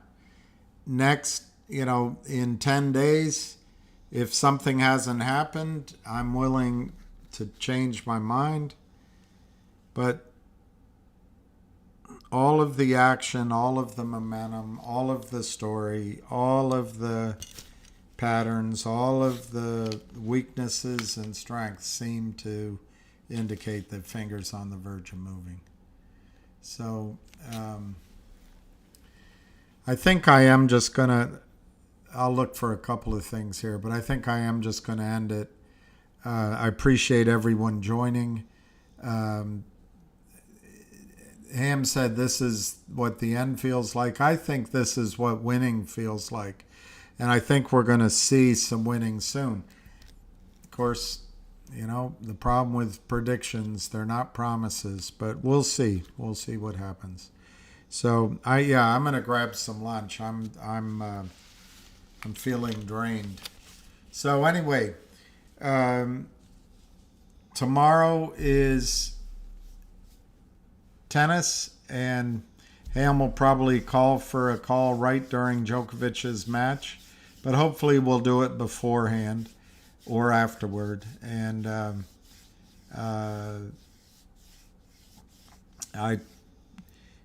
stay tuned. I really feel like, if not now, when on Finger. Any thoughts on Stonewall members of Congress of MMTLP? No, I don't. I can't add anything to the story. I think it's all predictable. There's a need by journalists, I think even a need by most of us, need by Congress to see proof. The one advantage that I think I have over most people is I don't need to see the proof. I know what's going on, and it doesn't bother me if it's... are you surprised the SEC is stonewalling Congress? What do you really expect the SEC to do? Hey, we let 600, 800, 700, a billion and a half, 2.5 billion shares be sold in MMTLP that doesn't exist. And it happened in Torchlight beforehand. then MMAT, and we just let it continue in MMTLP. You think they're going to be honest about that? The SEC isn't there to protect you. They're there to protect Goldman Sachs. They're there to protect their big clients. The big clients of prime brokerage firms are the hedge funds. The only way hedge funds that have trillions of dollars under management can make returns that compete in the glossy pages that you see when you go to your wealth advisor is by cheating. The SEC is there to protect the ability of the big funds to cheat. So you're surprised he's stonewalling? It's a boring question. It's a boring meeting. Gary Gensler is not a man, and he's certainly not a person of integrity. He's a glad hander. He just wants to advance. And anyway, it's the most boring question I can find. I think I've said it before, but they are going to go through all these boring steps. And it's so predictable. It's like watching a rerun of Friends or a rerun of, any show with Jennifer Aniston in it. So it's just all predictable as hell. The advantage you have in MMTLP is you've got 4 or 5 wealthy men, big shareholders who are fighting on your side. You've got Berta fighting. You've got just a tremendous army behind you. And you want to comment on why the SEC didn't come out and suddenly show they have integrity? They haven't shown any integrity in over a decade. Anyway, I don't know what to tell you. I'm not surprised. Am I able to join Busy's space call quickly? Why? Am I going to be sandbagged by 4 or 5 people? Before you comment on MMTLP, you should know who the CEO is of NextBridge. When I was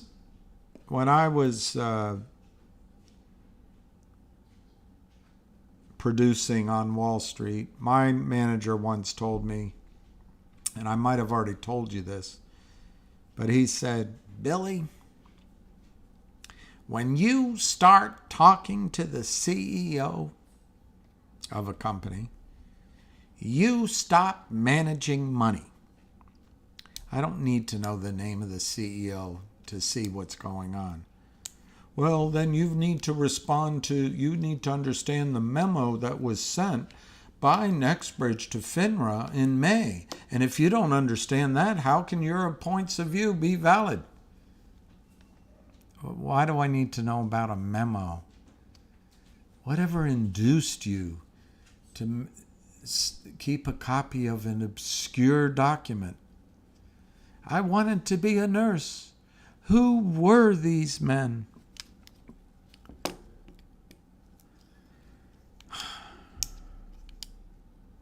Don't you think it's unfair that that people were calling for high prices in MMTLP and NextBridge? Well, in my case, I did most of my talking about high prices after it stopped trading. So I don't know if that's true. Anyway, I don't know why I should get on a space call. I don't see the benefit.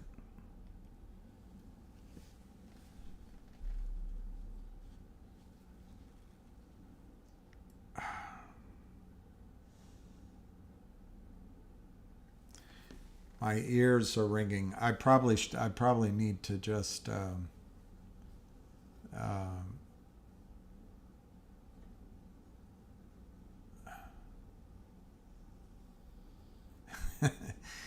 it's impossible to match wits with a twit. I like that, Deacon Blues.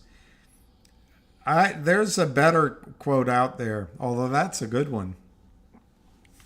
There's a better quote out there from Mark Twain.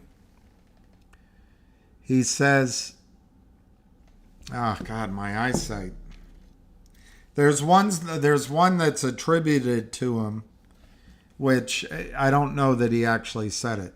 Never argue with a fool.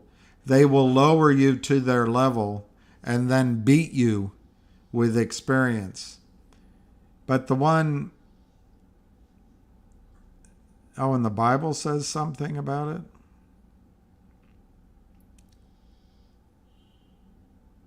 This is the one that's good from Mark Twain. Never argue with a fool. Onlookers may not be able to tell the difference. I like that one.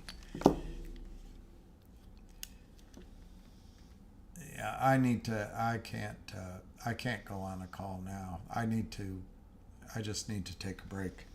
All right, so it's 2:42. I'll see what Quintainment and Busy Brands are on about. You believe Nextbridge already has a buyer?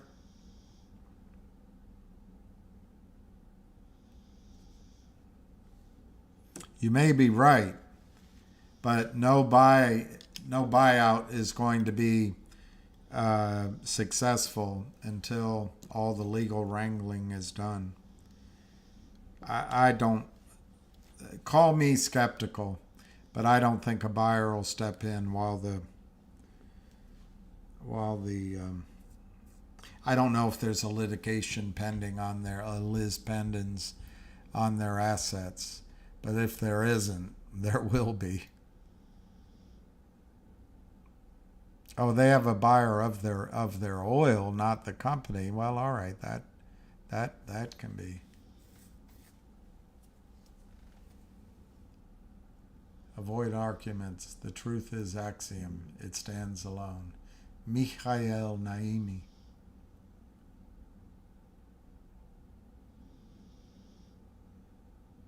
Yeah, I'm not. Thank you, Amy.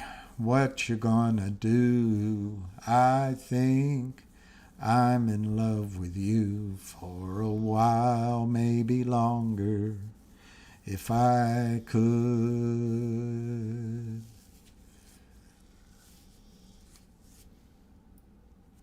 Amy. All right, I'm gonna go. I'm feeling a little bit. Thank you, Amy. You didn't call in for a call, but then again, a song. Then again, you never know what to expect. Prairie League, another one of those groups. You guys didn't live through the 80s and the 70s and the 80s. You didn't have a choice. They're just the same songs over and over again.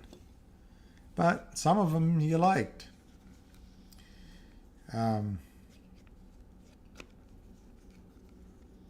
Like Angie. Beautiful Angie.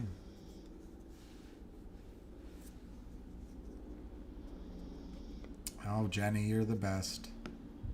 All right, I'm going to go. It's 2:45. We will hit the bricks running tomorrow. And I'm